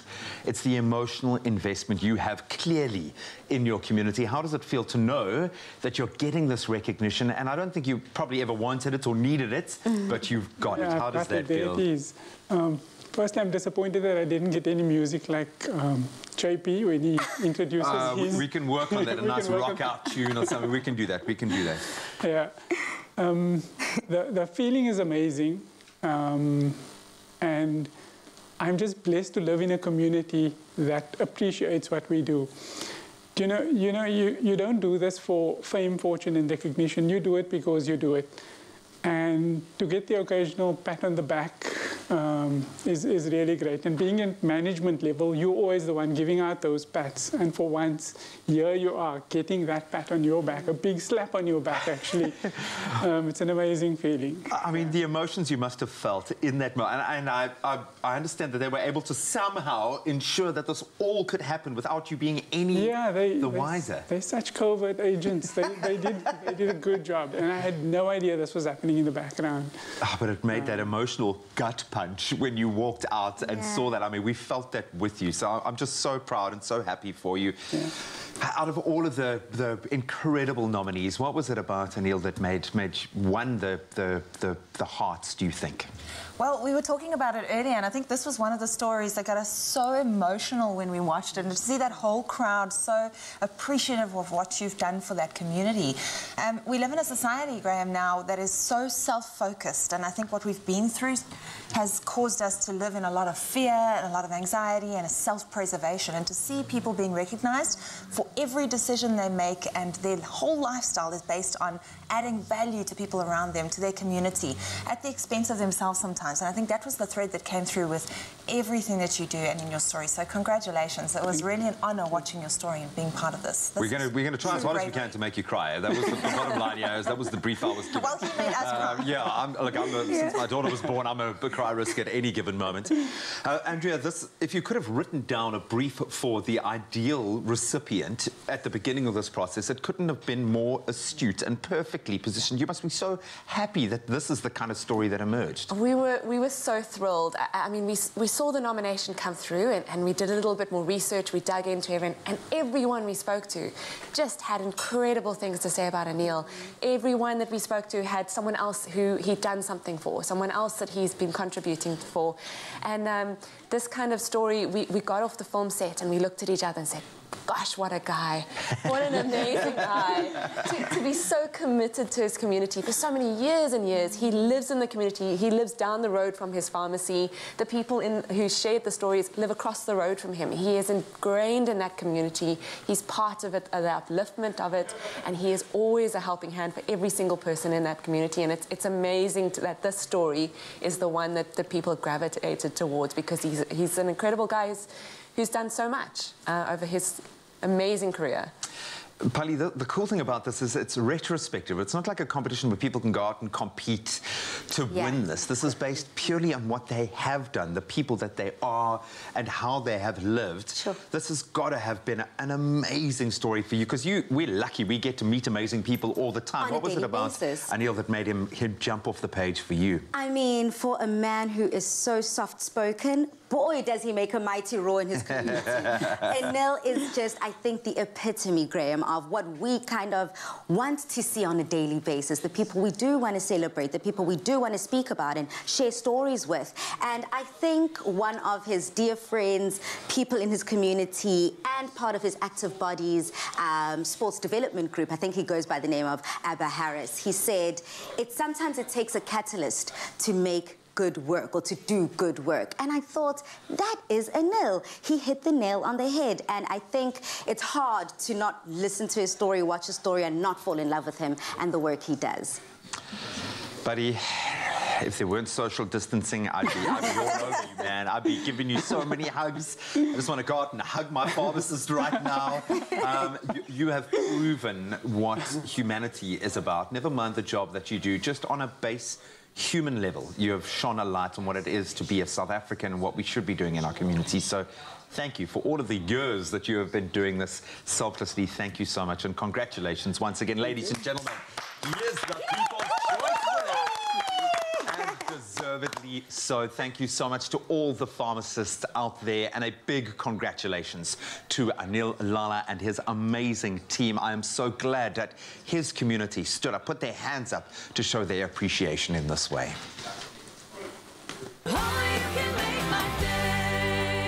Nourish your skin with Ingram's for Men, enriched with triple glycerine.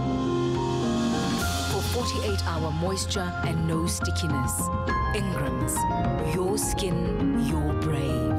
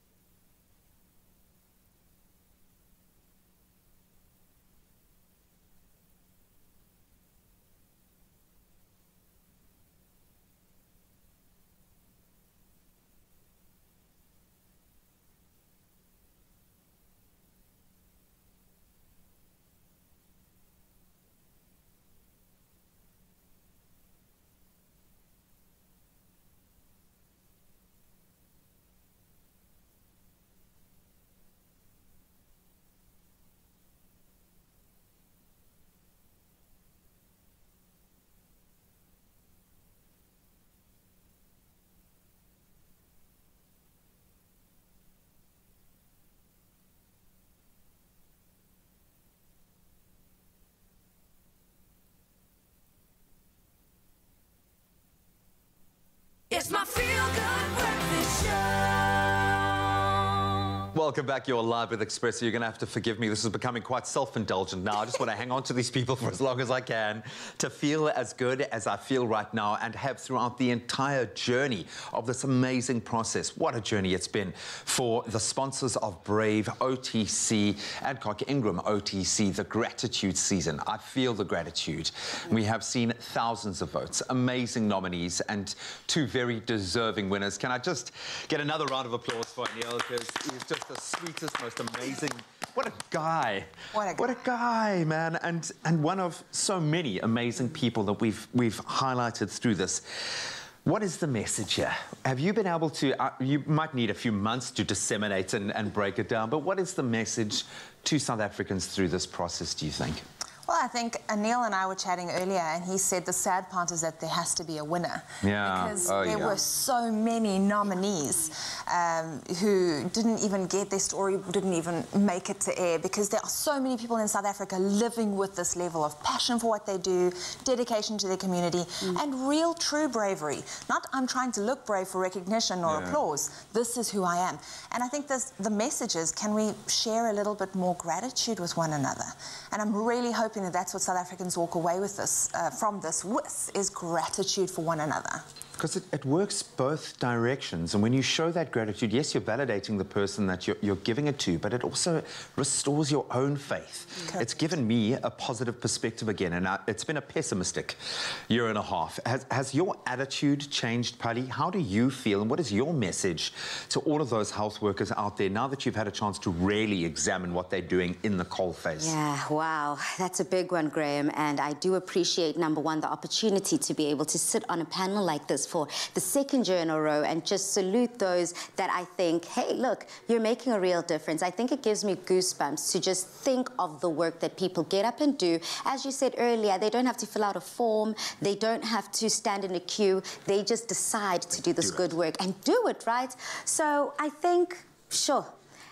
Number one, to everyone who decided to go out there on a daily basis and make a difference, I salute you, I thank you. And I think having an attitude of gratitude makes you see the goodness in people that much more. You know, as soon as you see a car that you want, you see that car on the road all the time. Yeah. You're like, all of a sudden, it's so popular. I feel you, girl. That is how I feel about being very thankful and giving back. I think in that way, we're able to just spread that positivity like wildfire, hopefully. And I also have to give a huge shout out and a huge thank you to Adcock Ingram OTC for doing this work, for doing this campaign and this initiative. I think being able to change the lives not only of the pharmacists, but the entire communities that benefit from their work, hats off. Yeah, completely. It works on every level, Andrea. It just begs one question. What's next? What's coming in season 4? The Rockstar season. Yeah, I like that. Maybe. Maybe. I mean, can you believe we're in a season 4 already? Wow. I mean, this has been an incredible journey over the last few years. Season 4 is again completely different. We're doing something brand new this time, and it's really interesting. I was listening to the radio yesterday, and they're talking about a survey that came out about South Africans being the most optimistic, and people were phoning in saying it's because of our resilience, it's because of our enthusiasm, our get up and go, no matter what the situation. And we want to bring this out in season 4. We want to say it's a time for celebration, it's a time for remembrance for what we've been through, but it's a time to stand up, it's a time to dance, and it's a time to celebrate. That wasn't far off, actually. It might be the Rockstar season, Exactly, it's amazing. It's coming really soon, and we'll share all the details really, really soon, coming in September. But season 4 is going to be incredibly exciting. It's about getting up, it's about moving. We've got the beautiful Ndlovu Youth Choir on board this time, and an emotional song to drive the heartbeat of this Adcock Ingram OTC sponsors of Brave. Be Brave Mzansi next campaign. So it's exciting. We've proven how brave we are. Despite everything that we've faced through this pandemic, through the unrest in this country, we have proven that we are, as you said, resilient, that we are brave, that we lean on the shoulders of those that are unbelievably brave and continue to do that. And I love the idea of a massive celebration. Go out, get vaccinated, do what you can to help the people around you, and we'll all be able to party together in a new celebration of Brave. I've got to say, the most heartfelt thank you to all of the brave healthcare workers out there, everyone who is working on the front lines. As we speak, it is still tough out there. We acknowledge, we salute you. And well done to all of the nominees, and a massive congratulations once again to our 2 very deserving winners, Jackie Clapton and Anil Lala. We love you guys. We salute you guys. You are brave. Let's give them one last resounding round of applause. Congratulations. That's inspiring, it's powerful, but now I need you to eat something that's very, very healthy. You know, your favorite fast food, it can be healthy. We're about to whisk everything. Take a look. Soy goodness from nature. Source of plant protein. Naturally cholesterol-free, lactose-free. Made with love by Clover. Recipe time, and I've stolen one of the members of the 5FM breakfast team, Marie van Eerden. I'm so sorry, they're going to have to do without them for a couple of seconds because obviously the traffic is what you do, so it's fine. People will get their update later, but I have to leave Dan and Holly there because apparently you are the chef of the 5FM breakfast team. I don't know who told you that because I'm actually the worst cook of the team. Perfect. I think. I'm looking at these things and... Okay, don't worry. I don't even know Okay, so what we're going to do is we are going to make something that is soy good because we're using soy milk in the whole recipe. And we're going to make sure that, so, you know, pizza, sometimes people, you know, they have some allergens or whatever that may be. So we're going to make it super healthy with a cauliflower base. Or in fact, hold on, a cauliflower base or a Mali flour base. I'm just letting you know. It could actually happen now. So what we're going to do is we're going to start off with something called a roux. You're familiar with a roux, right? A roux. I want to say yes, but no, don't worry. I'm going to lie. I'm going to take this. Okay, I'm going to take you through everything here. Okay, I want to start off with this roux, and I'm going to make sure that you know exactly what's going on. So what a roux is, it's simply, I mean, you got a little butter in here that's melted, and we're going to add a little touch of flour. It can be, you know, the gluten-free flour, whatever. And we're just going to do this slowly but surely, and we're going to make sure that it thickens up to make our cheese sauce. That's how we're going to start things off. That's simple. So tell me about your dynamics in terms of your cooking. What have you cooked so far? So it depends. Making toast, does that count? It is cooking. Can people eat the toast that you make, or is it too burnt, or is it fine? No, I think it's fine. I actually made soup for the first time last week. That's brilliant. Yeah, I mean, it didn't really come out that well. So I made it. Yes. If it's eatable, that's debatable. No, but it's fine. I think you got what it takes. Oh, what I've done is in the melted butter, I've added some garlic. So that kind of gives it. So when you add the garlic in at this stage, what happens is that your garlic now is permeating all the butter, so that's going to be a bit of that flavor coming through, and then it's going to be on the palate as well as on the nose, which is great. So the garlic's going through there. And now this is the beautiful key thing about the whole thing, is that I'm going to add a bit of the flour, and this is kind of how the roux is going to develop. Okay. All right. So I'm going to add it slowly but surely because I want to get it to thicken up as the heat is on, and that's going to be making the basis of my cheese sauce. Sure. And you know, like, so you know, macaroni and cheese, you actually start off with a roux.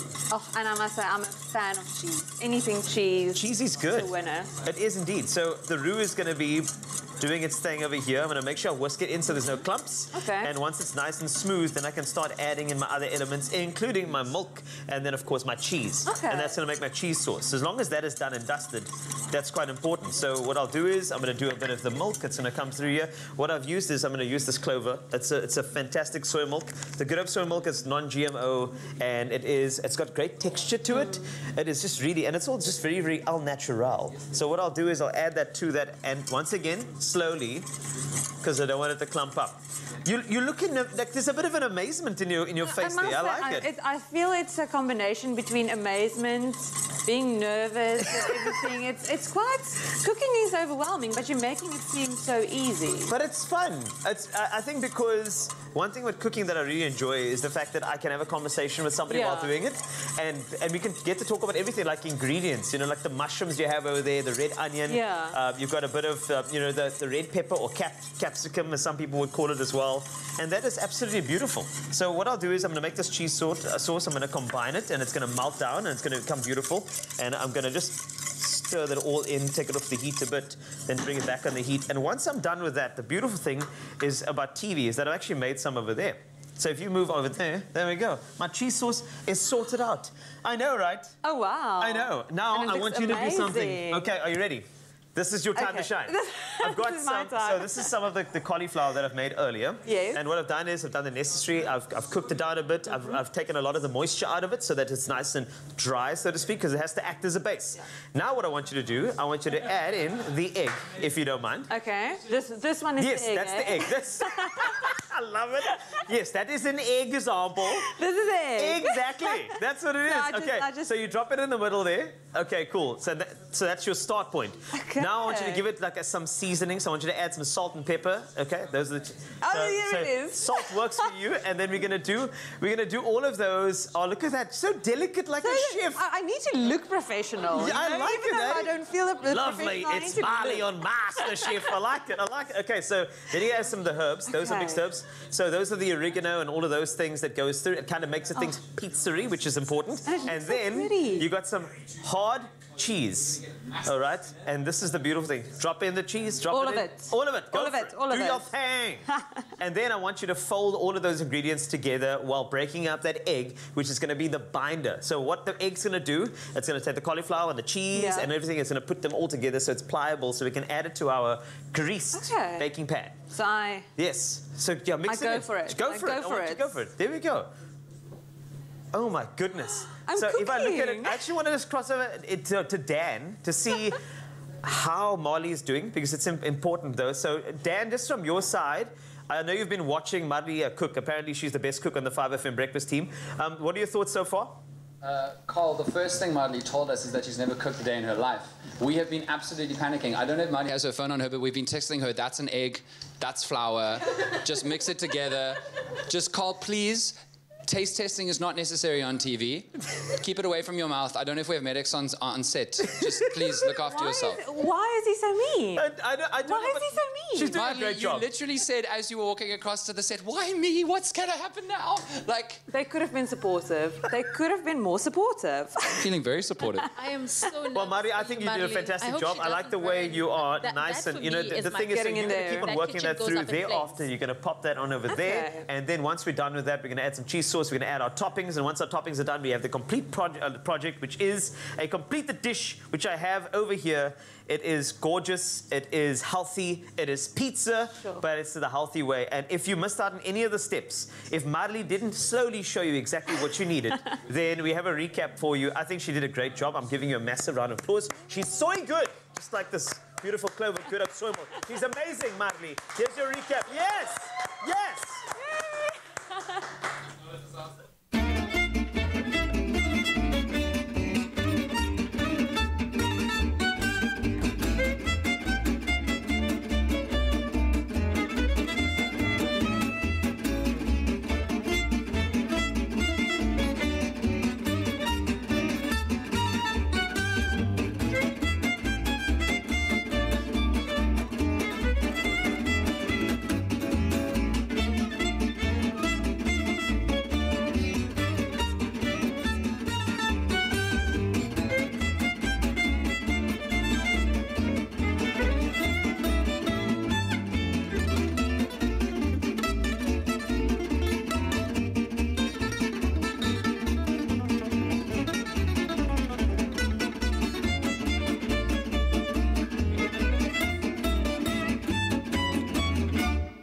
Made with love by Clover. Only you can make my day.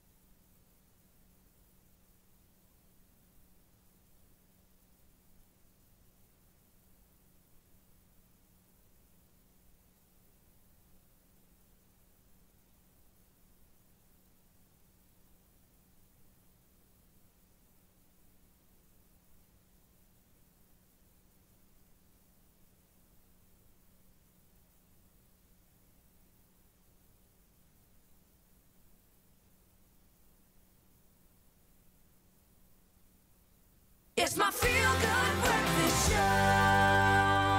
Welcome back to it, your feel-good breakfast show. It is Expresso. We're live here on S3. It's a Tuesday morning. We're having pizza with the gang from 5FM Breakfast. We've got Dan, we've got Koli, as well as Miley, who's just prepared this lovely, what I'll refer to as an instant pizza for us. Thank you very much for joining us. It's just hit 8 o'clock. Time for us to find out what's happening in and around our world. And then later on, indulge in this Marley creation. Graham. Thanks so much, Tubbsy. Let's start here in South Africa. Good news for vaccinated South Africans is that the United Arab Emirates have now announced that applications for tourist visas will be open to people from all countries with immediate effect, provided they are fully vaccinated with one of the WHO-approved COVID-19 vaccines. The change means that passengers subject to specific requirements will be allowed to travel to their final destination through Dubai from South Africa. It's a big leap forward. This means South Africans arriving on tourist visas must still take a mandatory rapid PCR test at the airport, though.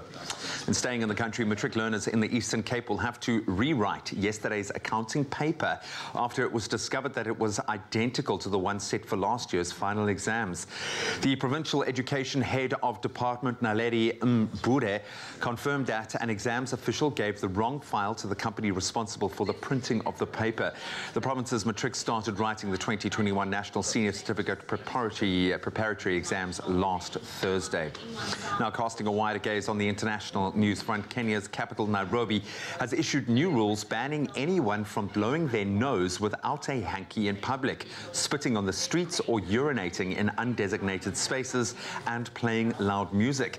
People could be fined up to 68,000 rand, in fact, or face a jail time of 12 months for blowing their nose in public without using a handkerchief.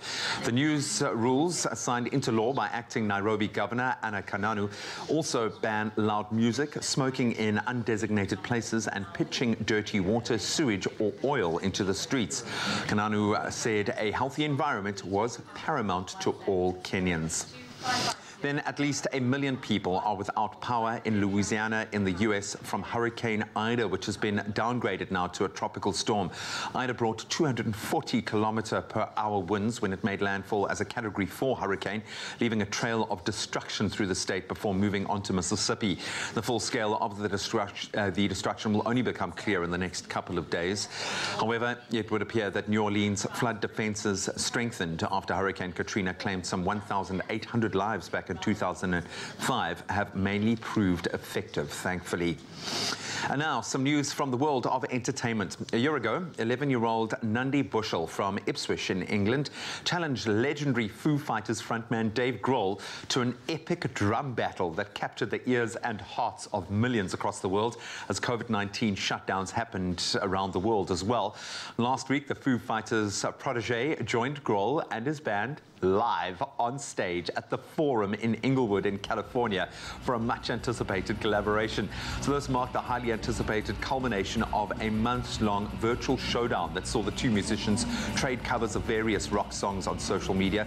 So impressed by Nandi's skills, Grohl invited her to join the Foo Fighters on tour as soon as live shows could safely resume amid the pandemic. And this time around, the former Nirvana drummer made good on his promise. Well done. By the way, Nandi also plays the bass, guitar and piano. Well, one can say is rock on, Nandi, rock on. On that inspirational note, as we round off our news headlines for the day, let's get one last take on the weather.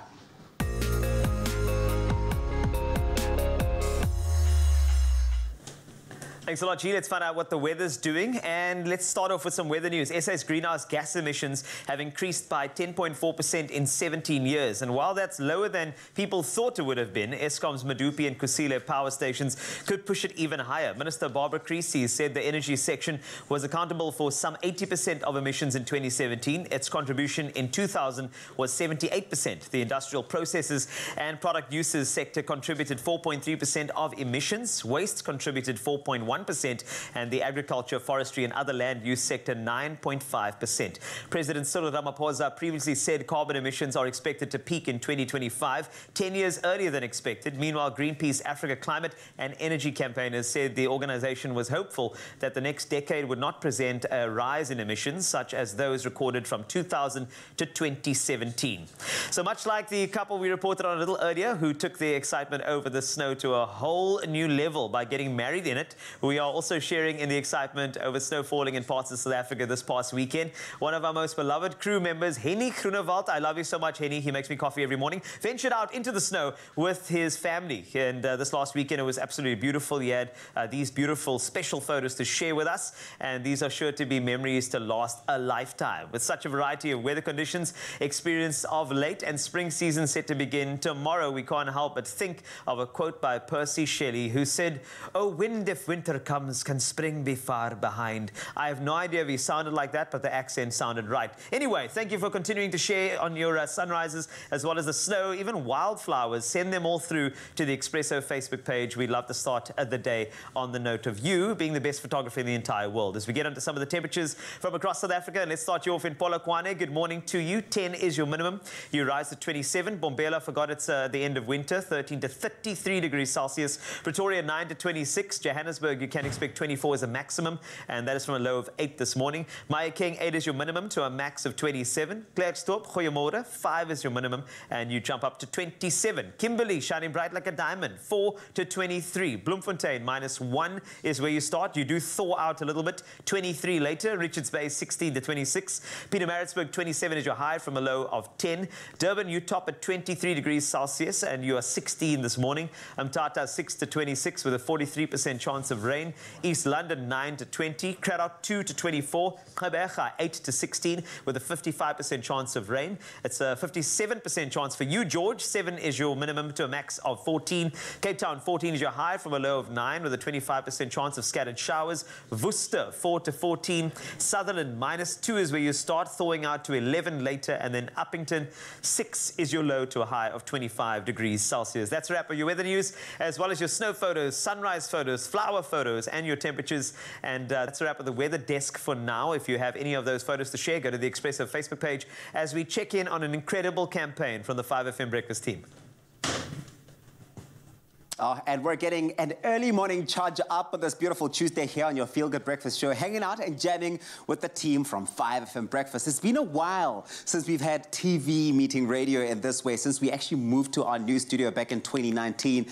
And we've got Dan, Koli, and Mali of the 5FM Breakfast team from 5FM who've been blowing up the airwaves from right here on your Feel Good Breakfast show. They're going to be continuing to do so as they embark on this absolutely incredible tour. It's a nationwide tour of COVID-19 vaccination sites, advocating for everyone to obviously go out there who's eligible to go out and get vaccinated. We're chatting with them to find out more about what they're going to be up to. Guys, it's so fantastic to see you. So wonderful to be here.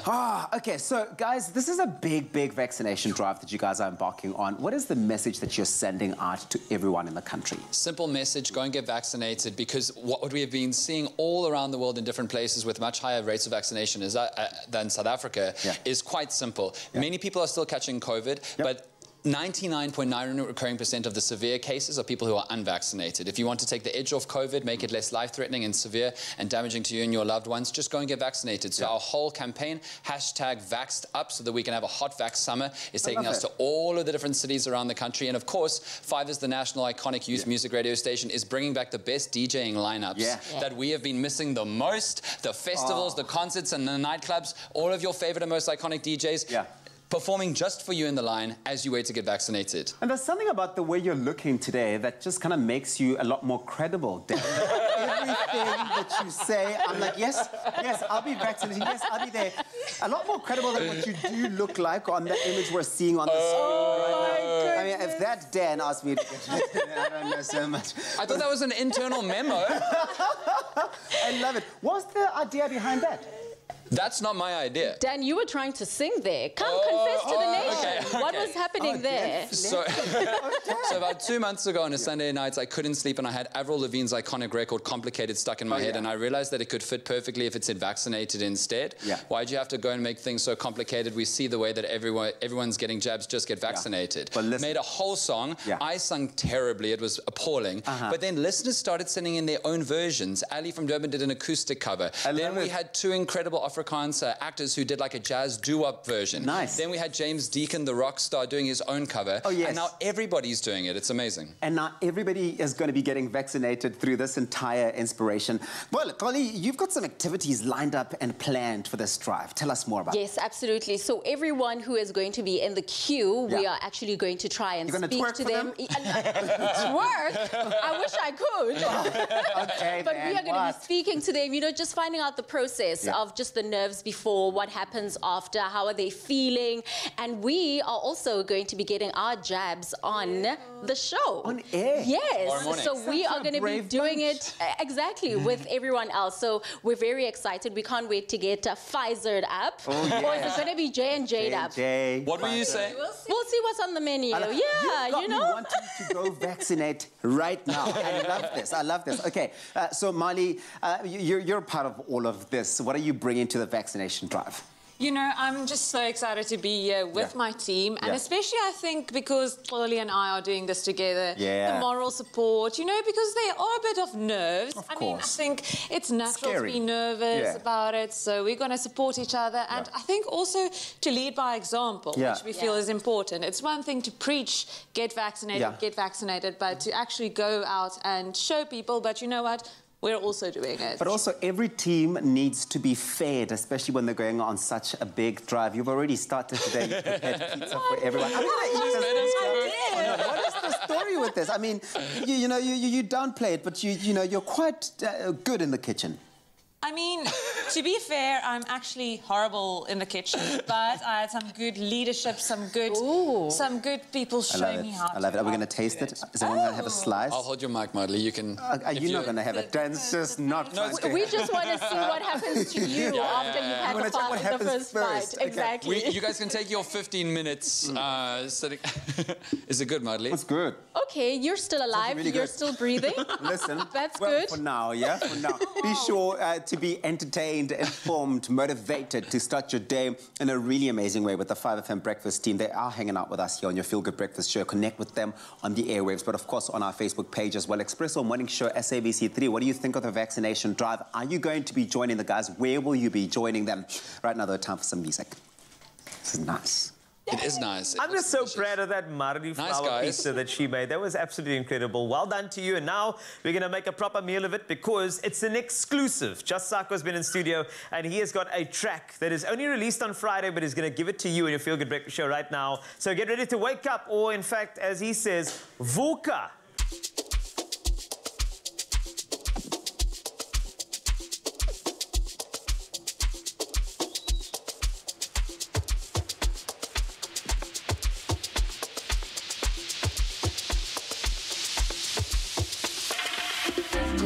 we thought was said.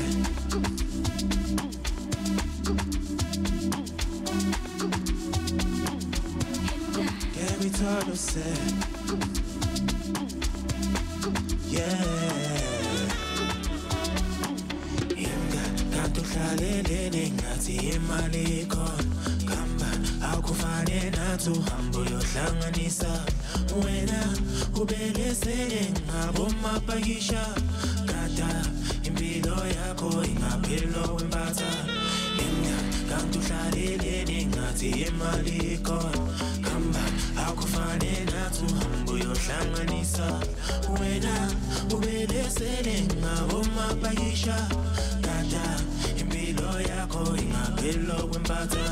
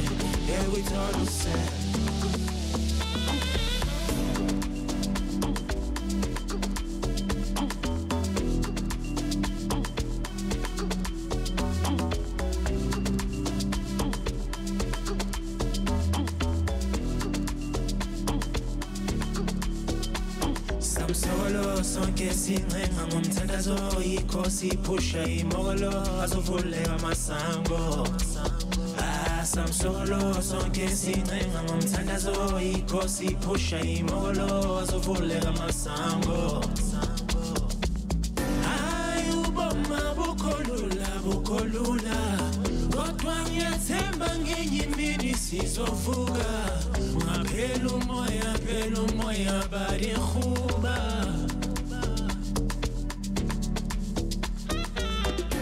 Kanti uhlaleleni ngathi imali ikho akufane nathi uhambo yohlanganisa ubelesele ngabomapakisha Gada impilo yakho ingaphela kwempatha Engithi vuka muntu omnyama Engithi vuka muntu omnyama Ngeke uyithole usekhona Ngeke uyithole usekhona Ngeke uyithole usekhona Ngeke uyithole usekhona Ngeke uyithole usekhona Ngeke uyithole usekhona Ngeke uyithole usekhoneni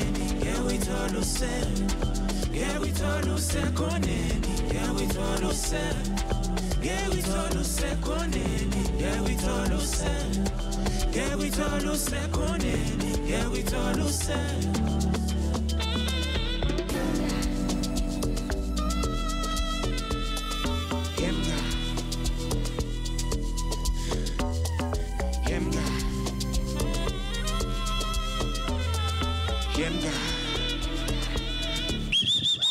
Yes!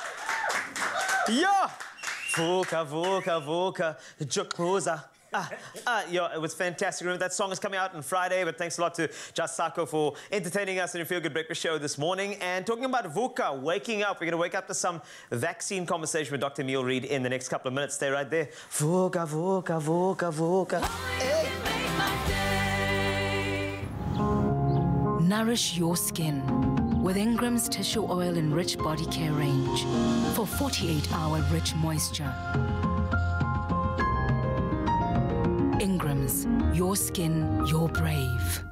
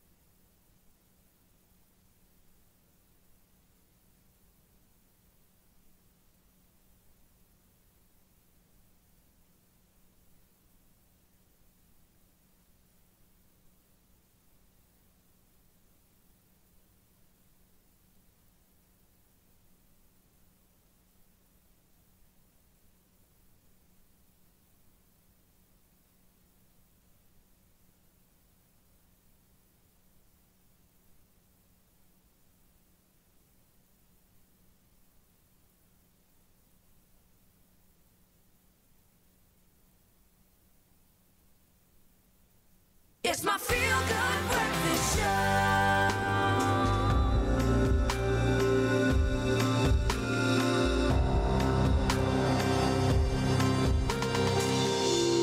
Oh, we are delving into the health chats this morning on Health Tuesdays on your Feel Good Breakfast Show. Welcome back to it.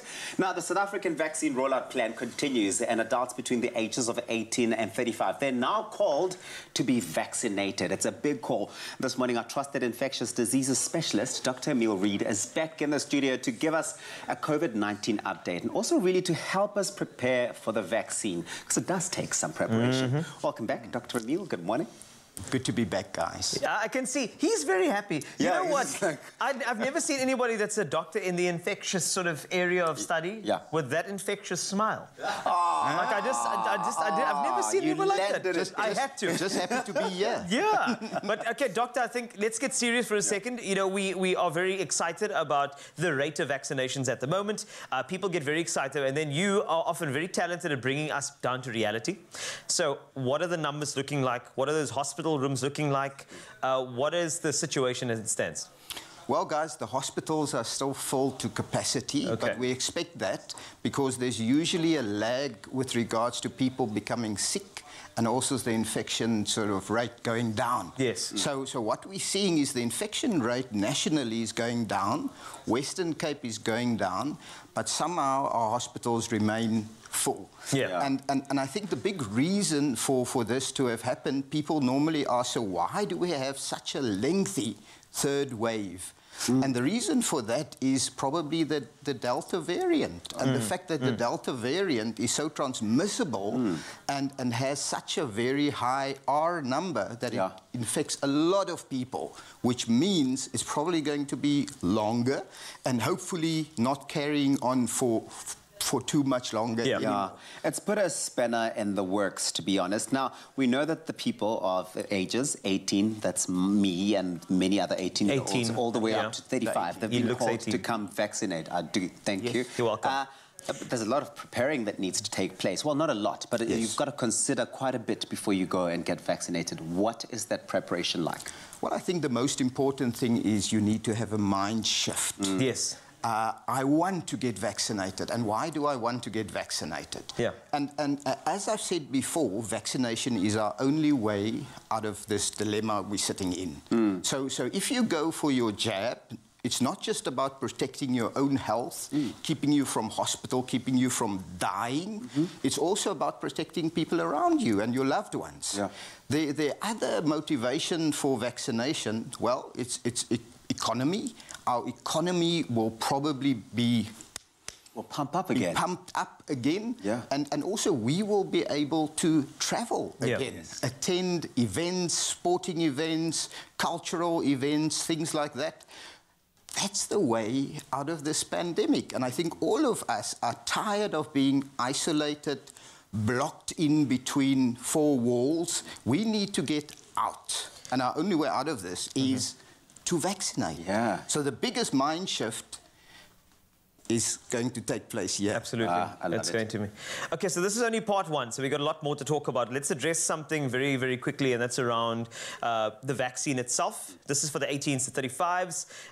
The vaccine is by no means a cure, but it is your body being readied for a response in the event that it does come into contact with corona. Can I confirm that? Is that exactly what it is? Absolutely. Just in case anybody is saying, oh no, that's a cure, which means I can get a jab and then I'm going to go party. Because that's, unfortunately, 18 to 35, that's sort of the rumor mill has been doing its rounds as well. Correct. Furthermore, there are some people saying, oh, you need to prepare for a vaccine, you must do this, you must do that. In a nutshell, prior to your vaccine, is there anything you need to do to ready your body, so to speak? No.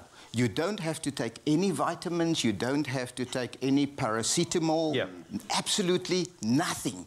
The most important thing is, number one, to make sure that you're not infected yet. So if you have symptoms of COVID, you do not take your vaccine at this moment. Yes. And a lot of people, especially with us vaccinating during a pandemic, actually goes for the inoculation and subsequently fall ill and then blaming it on the vaccine. And usually it's not the vaccine. They've probably been infected already and they were just going for their jab during the incubation period of their vaccination. I love that we've got you here. Dr. Emile Reid is going absolutely nowhere, here to answer all of your questions and really do shine the spotlight on the COVID-19 vaccinations that are going on. Of course, if you want to register, you can now do so if you're between the ages of 18 and 35. That number is 0600 123 456. That's 0600 123 456. More with Dr. Reid later.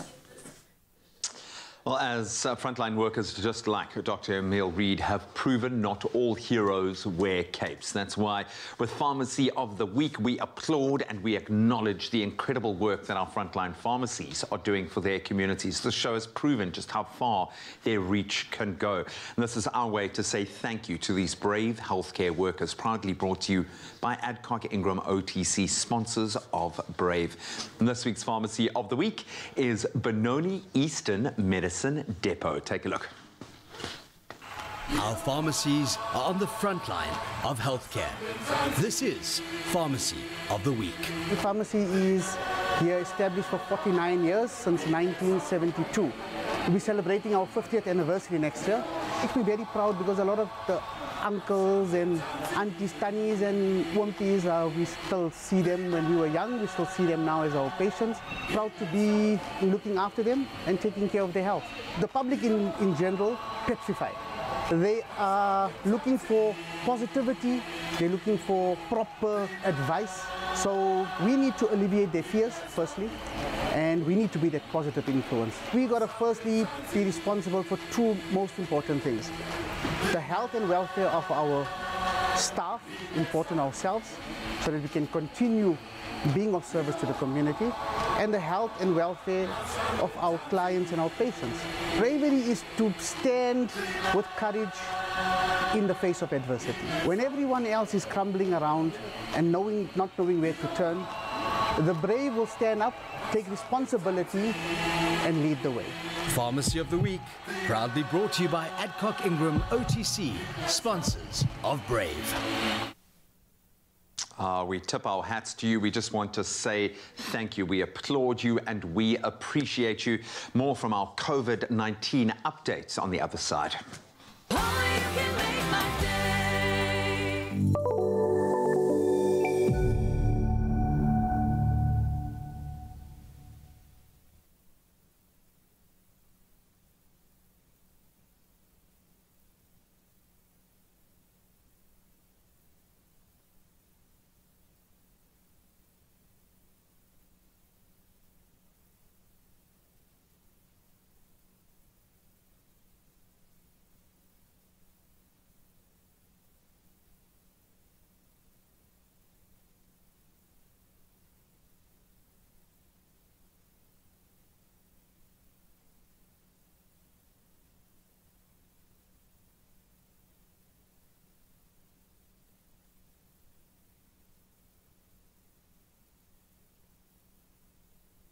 It's my feel-good breakfast show.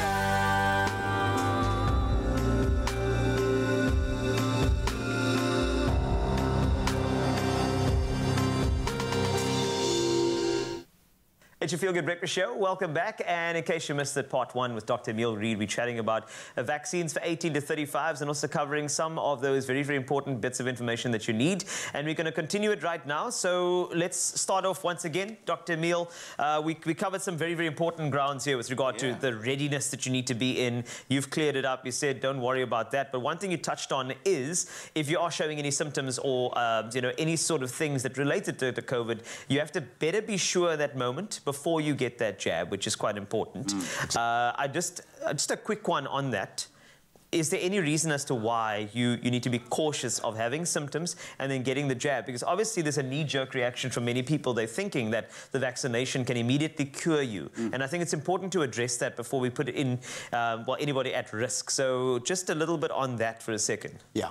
I think the most important thing is you can just imagine what happens in your body when you develop COVID-19. Yeah. You are inoculated with a virus. The body is building some form of immune process and response, and which meaning your immune system is now being activated. And the whole reason for a vaccine is to actually do just that as well. So that first dose is what we call a primer. Second dose is a booster. So you can imagine now getting a COVID-19, the infection, your immune system already activated. Now you actually add to that a vaccine that exactly does the same. Which means your immune system is going to be completely confused, not knowing how to react and to which one to react. And remember, the one virus that you get as an infection is just one virus. So you're going to have one specific response. Whereas with a vaccine, it's not just a single type. There's different variants, so you're going to get a much broader response than just to a single virus. So we frequently find the big thing is they're going to develop illness, whether or not they get the vaccine or not. They're going to be sick. And the whole thing, it changes people's mindset if they now become ill and then blame it on the vaccine. And that was always the problem to vaccinate during a pandemic. Well, here's the other thing, is that when you do get the vaccine, you may present with some symptoms, side effects. Some people do have those, others don't, such as a headache, fever, and maybe you can let us know what other sort of side effects do occur. How can those be treated? Yes, and the big thing is when you go for vaccination is to actually accept that you're going to get side effects, you know, because this is active vaccine, and any medication out there, whether it's Panado or antibiotics, all have side effects. Yes. The only thing that doesn't have side effects is probably water that you inject, or the so-called placebo effect. Yeah. Even that can have side effects in your mind as well. And the big thing is when you go, expect some form of reaction, whether it's pain in the arm, redness around the inoculation site, having a stiff arm the next day, headaches, muscle aches, etc. And those usually disappear on its own after about 48 to 72 hours. Not long. So there's no reason for you to think something bad has happened during that time span. There are very rare side effects that one needs to worry about. And one particularly looking at, for instance, the J&J vaccine is a condition called TTS, meaning thrombocytopenic syndrome, meaning that your blood becomes extremely thick, which means you can develop clots, and that is usually found in women aged between 19 and 42 years of age, and those particular groups need to look at things like severe headache lasting more than a week, abdominal pain lasting more than a week, or leg swelling and pain lasting more than a week. And when that occurs, they need to speak to their doctor immediately. Well, Dr. Emil, I mean, we could go on. We could easily. Absolutely go on, but the resources are out there, and I love that we're able to have a conversation like this with you, but people can go and register and check out and read up on it. We can do that. Dr. Emil Reid, thank you so much for all the critical information that we require. In fact, if you want to go register, 0600 123 456, as we give you an incredible vegan recipe. Stand by. So I am already delving into what promises to be the most amazing and, yes, healthy immune-boosting meal. We want you to keep your immune system strong by making healthier food choices. That's where it starts. Who doesn't like Mexican food? We love it. Tacos, enchiladas, nachos, and, of course, burritos, the humble burrito. We love it. And today we are making a healthy version, if you will, of a Mexican classic that will get the taste buds tingling with the goodness of quinoa in one tasty bowl. Gabs is here to bring the zhuzh when it comes to our vegetarian meals. You've been doing this in the years that I've known you. You've transformed my understanding of what it is to go veg. Oh, thank you.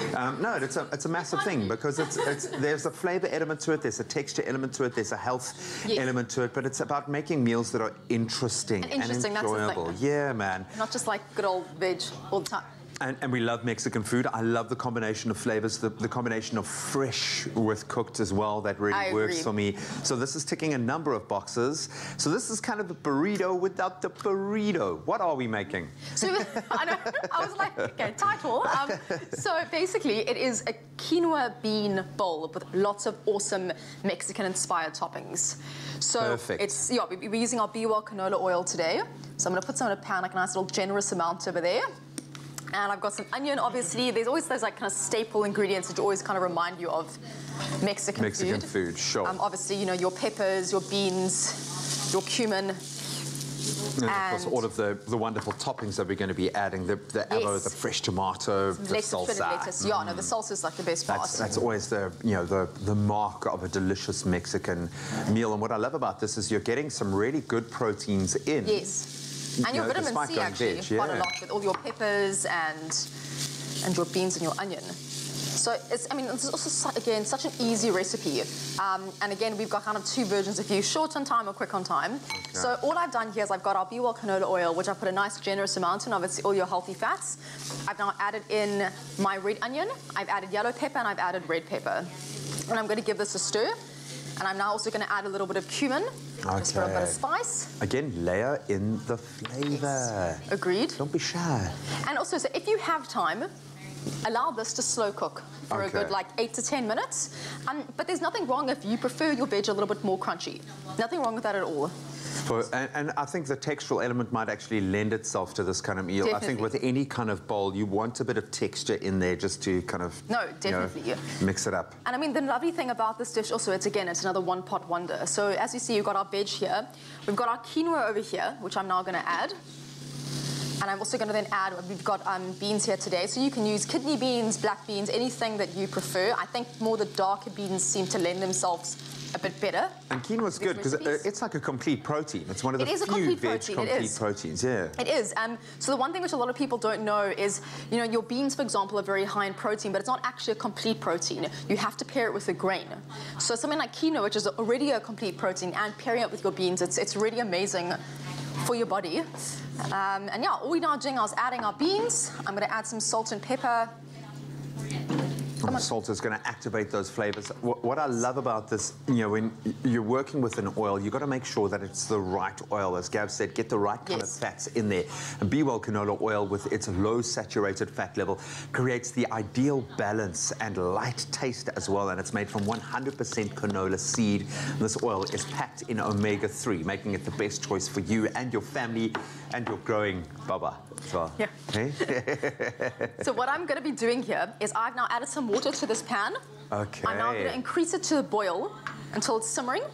And then you're going to just reduce the heat. And basically the quinoa is going to soak in all that moisture. And it's going to make it super light and fluffy like we have over here. Okay, so... And then we have our bowl of goodness over here. And then what do I do? What can I just top? So we've got some fresh tomato. We've also got a beautiful tomato salsa. We've got some fresh lettuce. We've got some avocado. So that's kind of the flavors that we've gone with today. But please, and if you like, you know, a little bit of grated cheddar cheese or feta cheese on it as well. Some bird's eye chilies. Chili, I mean, I would add chili to this. I feel like that is the way forward.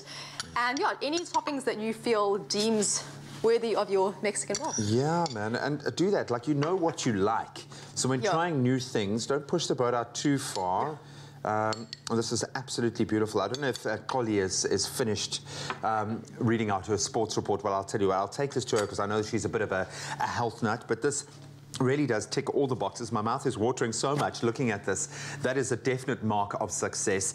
It's got all the right kind of healthy fats in there. It's got the beautiful balance of natural protein, a complete protein in the quinoa, and it is so easy to make. If you don't believe me, take a look at this.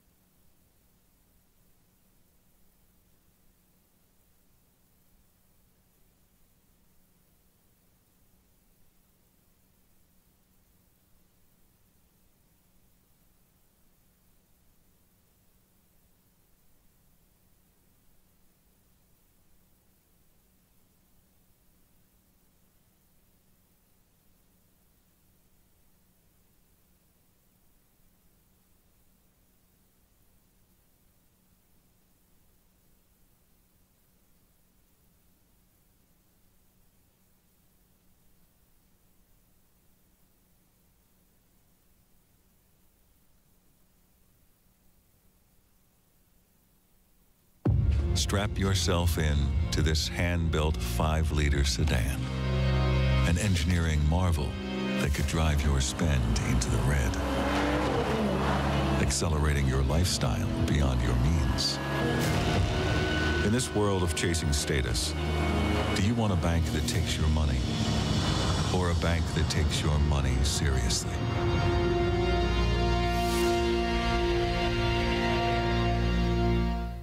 It's my feel-good breakfast show.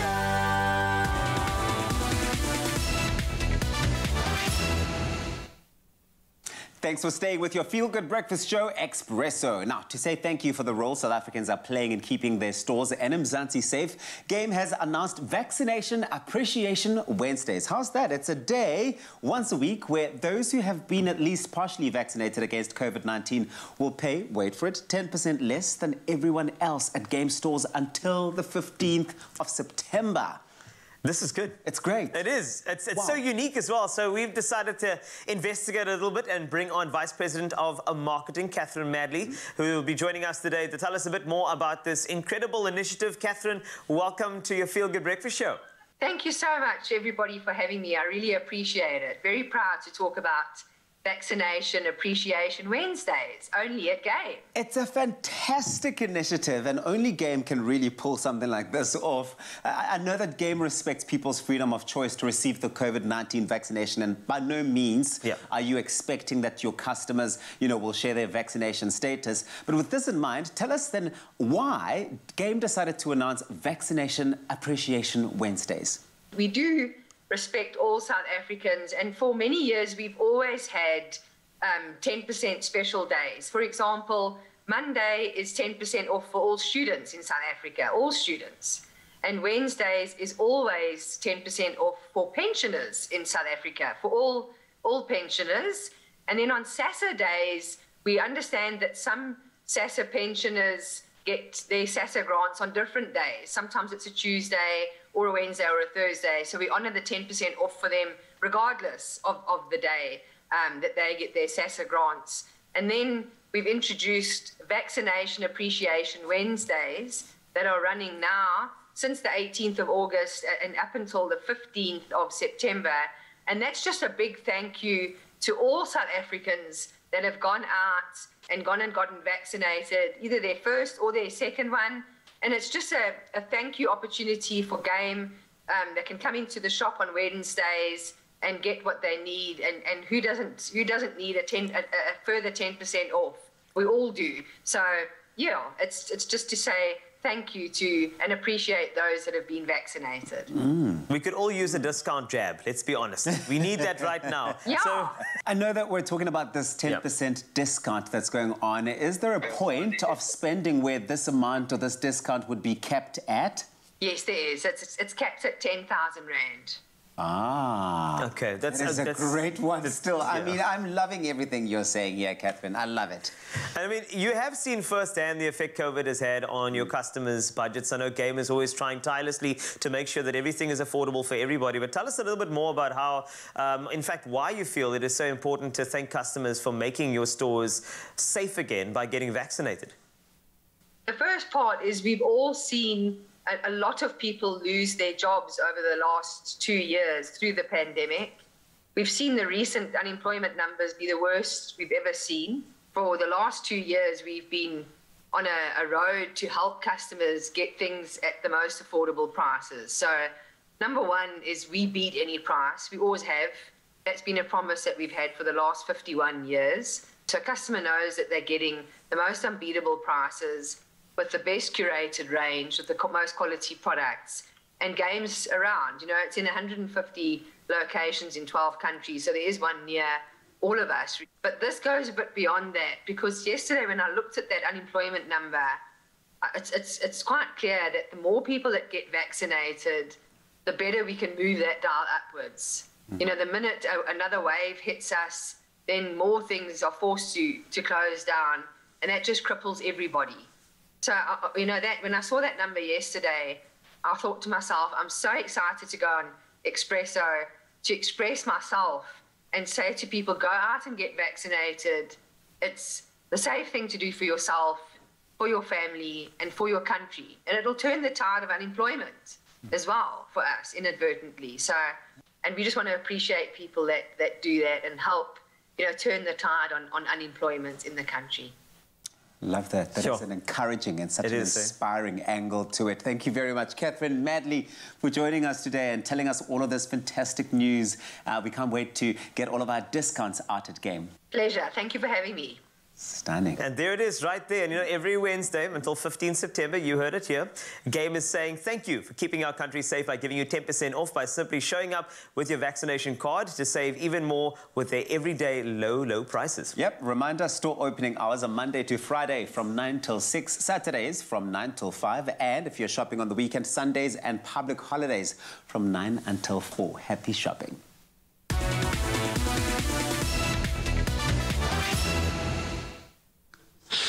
Thank you so much, gentlemen. Now, I think many of those who have recovered from COVID-19 would love to get back to training and fitness, but are a little bit unsure on how best to approach this. Well, according to experts, the best way to reintroduce physical activity into your weekly routine is to do so gradually. Our personal trainer and business owner and good friend on the show, Johanna Abrahams, now joins us in studio with that beautiful smile for a post-COVID-19 workout after she herself has made a full recovery from the infection just weeks ago. For that, we are really grateful. And so many people that I've spoken to, my sister, for instance, really struggled to get back into that training mode, battled with the breathing, that seemed to be a big thing, battled with the energy levels, that seems to be a big thing. So this is a great way to kind of ease back into things. So it is. How do we approach this? So firstly, it's very hard to get back into training. So what I did was I started with the lower part of my body. Okay. So when you do everything above your heart, it tends to let your heart beat fast. Puts more pressure on your oxygen levels drop. So what I do is when I got out of hospital, I started off with just normal squatting. So I would sit down onto the chair and then I would stand up and then I would keep going. But you can't do like the normal where we do 10 rounds and we go for 15. So I would just do 10 and then I would change the exercise. So we're going for 10. So we're going to sit down and then gently as you come up, you breathe out, you breathe in and always and focus out. on your breathing, yeah. And also activate your core. So nothing that's too strenuous in the beginning. 3, 2, and 1. Then I would start with the right leg. I'd slowly drop down, touch the right toe, and then stand up. So you'd go down, touch the toe, and straight up. So you want to keep your back flat like a table, straighten out the left leg, touch the toe, come up. Great. So everything is the lower body, no strain on the lungs and on the heart. And we know that by activating the glute has such a transformative kind of effect on the entire body. It's amazing how yes, it does. Once you start working with that glute quadrant, it actually manifests throughout the entire body. And then we change sides. Can you feel it beginning to warm up? Yeah. Chop down. What? So make sure that the opposite leg is straight, the back comes down, don't let the knee go over the toe, and you touch, keep the eyes up. Good job. Lovely, and again, I can feel that. 2 more.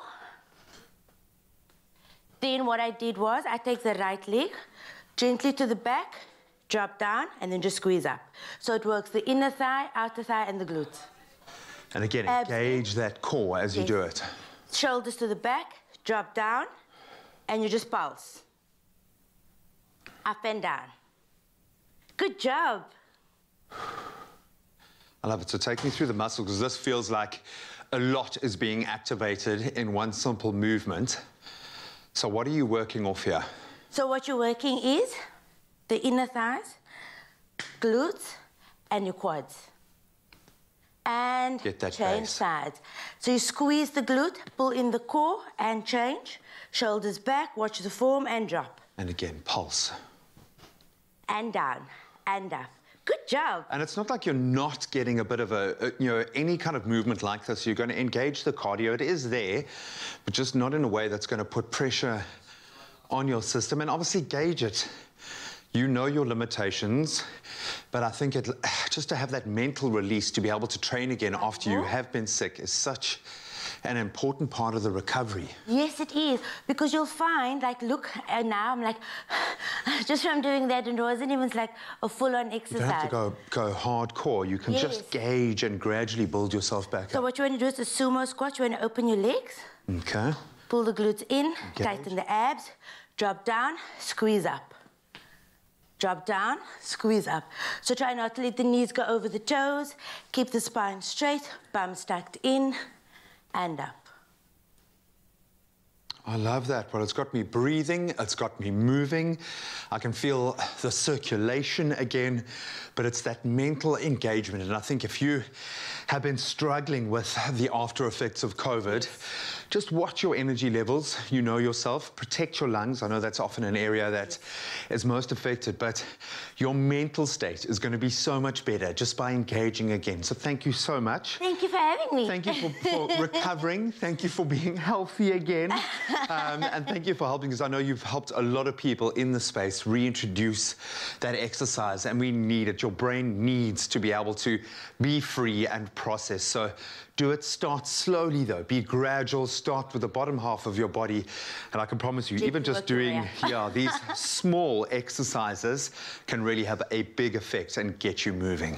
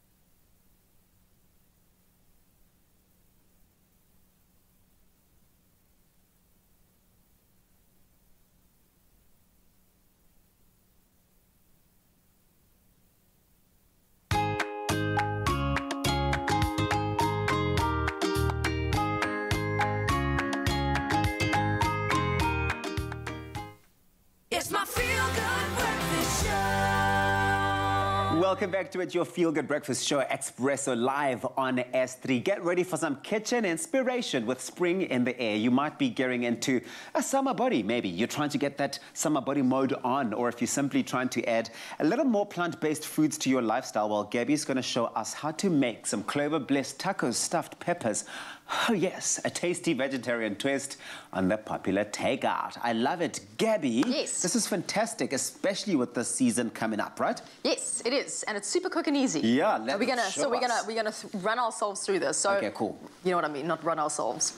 Run through this. Exactly that. We've got some onion. Run into it. Run into it. We've got a hot pan. I've got some onion going over here. Good. And then what I'm going to be adding is our basic thing of this is the corn, and it's the beans. Again. Which you can obviously get nowhere without. Exactly. Yes. From a protein perspective and all that out. So absolutely. I've got our onion here. I've got our garlic. Remember just not to burn your garlic. That is very important. Yes. So I'm going to add the rest of these ingredients quite quickly just to avoid burning the garlic. Yes. And then all I'm going to do is I've got some tomato paste. Tomato paste, okay. With that extra tomato vibe. Nice. And I've got our spices, of course. So I've got cumin today and some paprika and chili. Quite a bit of spicing going on there, which is really great, because you do want that if you are into the chili factor, you want to get that going in. Yes. But also you can really control which spices you're introducing or making use of, right? Yes, depending on what you like. Exactly, and the nice thing with paprika, you can also use like the sweet or the smoked. Oh, like so depending on what kind of flavour you like, I personally prefer the sweet, but if you like that kind of, I think because we're using beans, get a smoky one, it could be quite nice. I think it will complement it quite nicely. Really well. I like it with beans. What's that? So just a little bit of pepper and salt and some oregano over here, keeping it nice and fragrant. Great. A little bit of salt, and then all I'm doing now is obviously adding our beans and our corn. It's got that sharp pan. So the beans and the corn, I mean, they're quite heavy, so they are going to really neutralize a lot of the flavors and the spices that you already do have in there, right? I like that. Exactly. And now we've got a bit of a twist of this recipe to make it a little bit more creamy this morning. Okay. We've got our Clover Bliss double cream yogurts that I'm actually going to be adding. I was wondering when that was coming in, because it's my... Yes. I mean, I can't stop saying how much I like that. I literally do have this every single morning. The creaminess of the Clover Bliss double cream yogurt. It does pair perfectly with spicy flavors of the spicy taco stuffed peppers.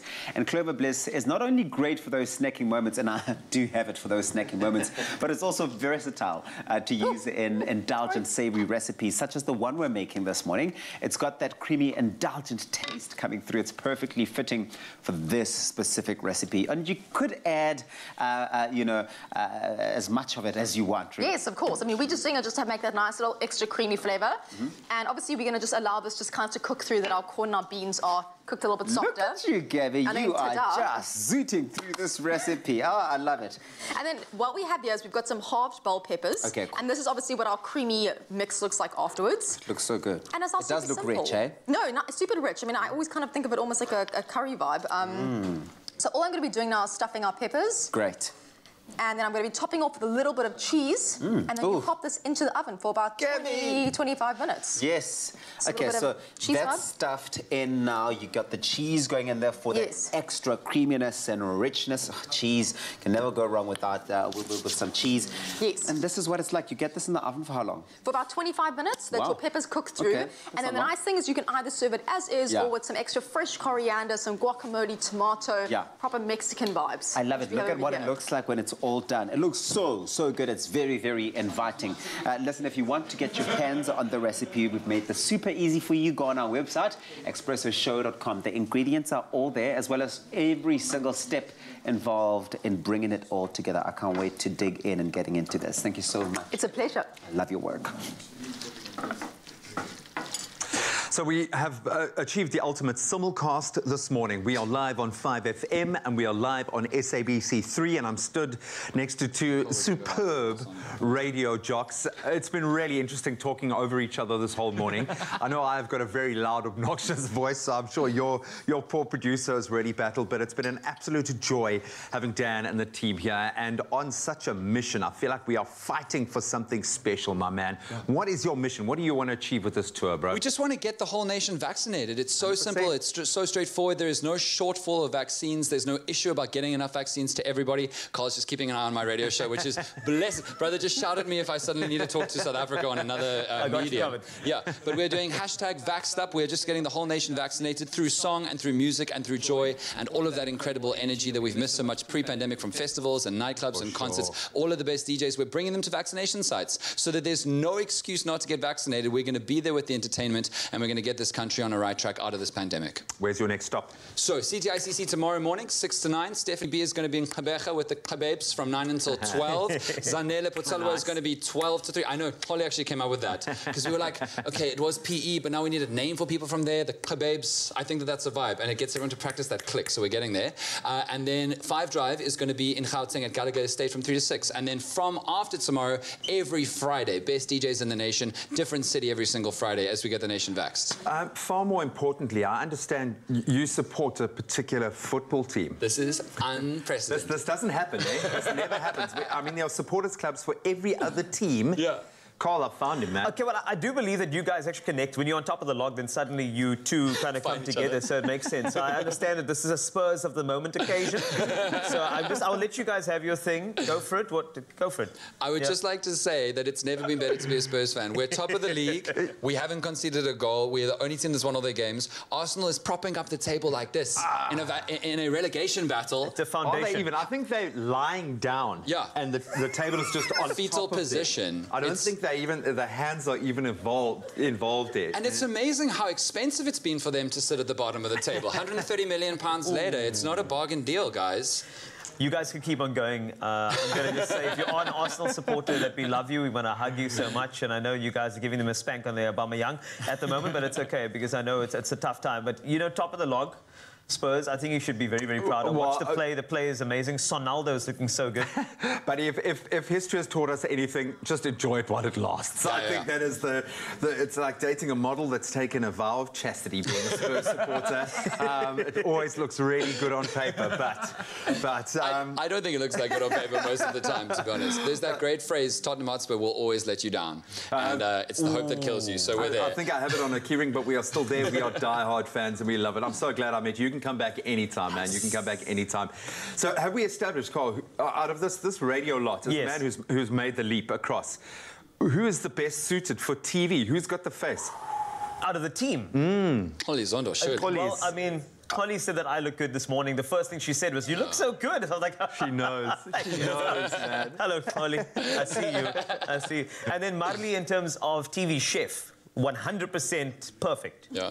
And then, of course, we got Dan over here, who is just a jack of all trades, and he'll be, you know, in any space, he'll succeed. Well, he's a Spurs supporter, so he's got to be, on the deepest level possible, a really good guy. He's just got to be a lovely human being because of that. He's committed to the cause. Now, it's been an absolute pleasure hosting you. You've done such a great job stepping into this new space and this new role. No pressure. I know kind of leading the charge with a radio station that has this kind of footprint is massive, dude. And you've done so well, buddy. Really so we appreciate you, we love you, and we love what you are doing down in the mother city more than anything else. Go and get vaccinated. Yeah, absolutely. I got one more jab to go. Yay. Thank you so much. I know that you guys visit a lot of places and a lot of shows, but how many of those places actually feed you and give you like a feast every morning? This is amazing. All right? So sorry. You could get used to this. Give a response, because I'm just busy eating. Getting into that pure fruits of the forest. Ladies, it's been fantastic having you. Molly, that pizza was amazing. Thank you so, so much. Was a... Yeah, it was. I might have some hidden skills. You might have some hidden talents there. Chloe, thank you so much, guys, for joining us, and all of the best with this vaccination drive. I hope that South Africa does respond to go out there and get the jab, right? We're going to be doing it, and of course, I'm going to be joining you guys, right? Absolutely. We're getting vaxxed up. We're getting vaxxed up with Father Fam. Thank you very much for joining us. We're back again doing this tomorrow at 6 o'clock, live here on S3. We love you, Mzansi. Mwah.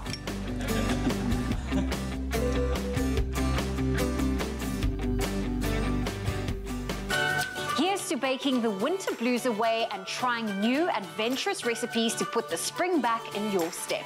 Made with love by Clover.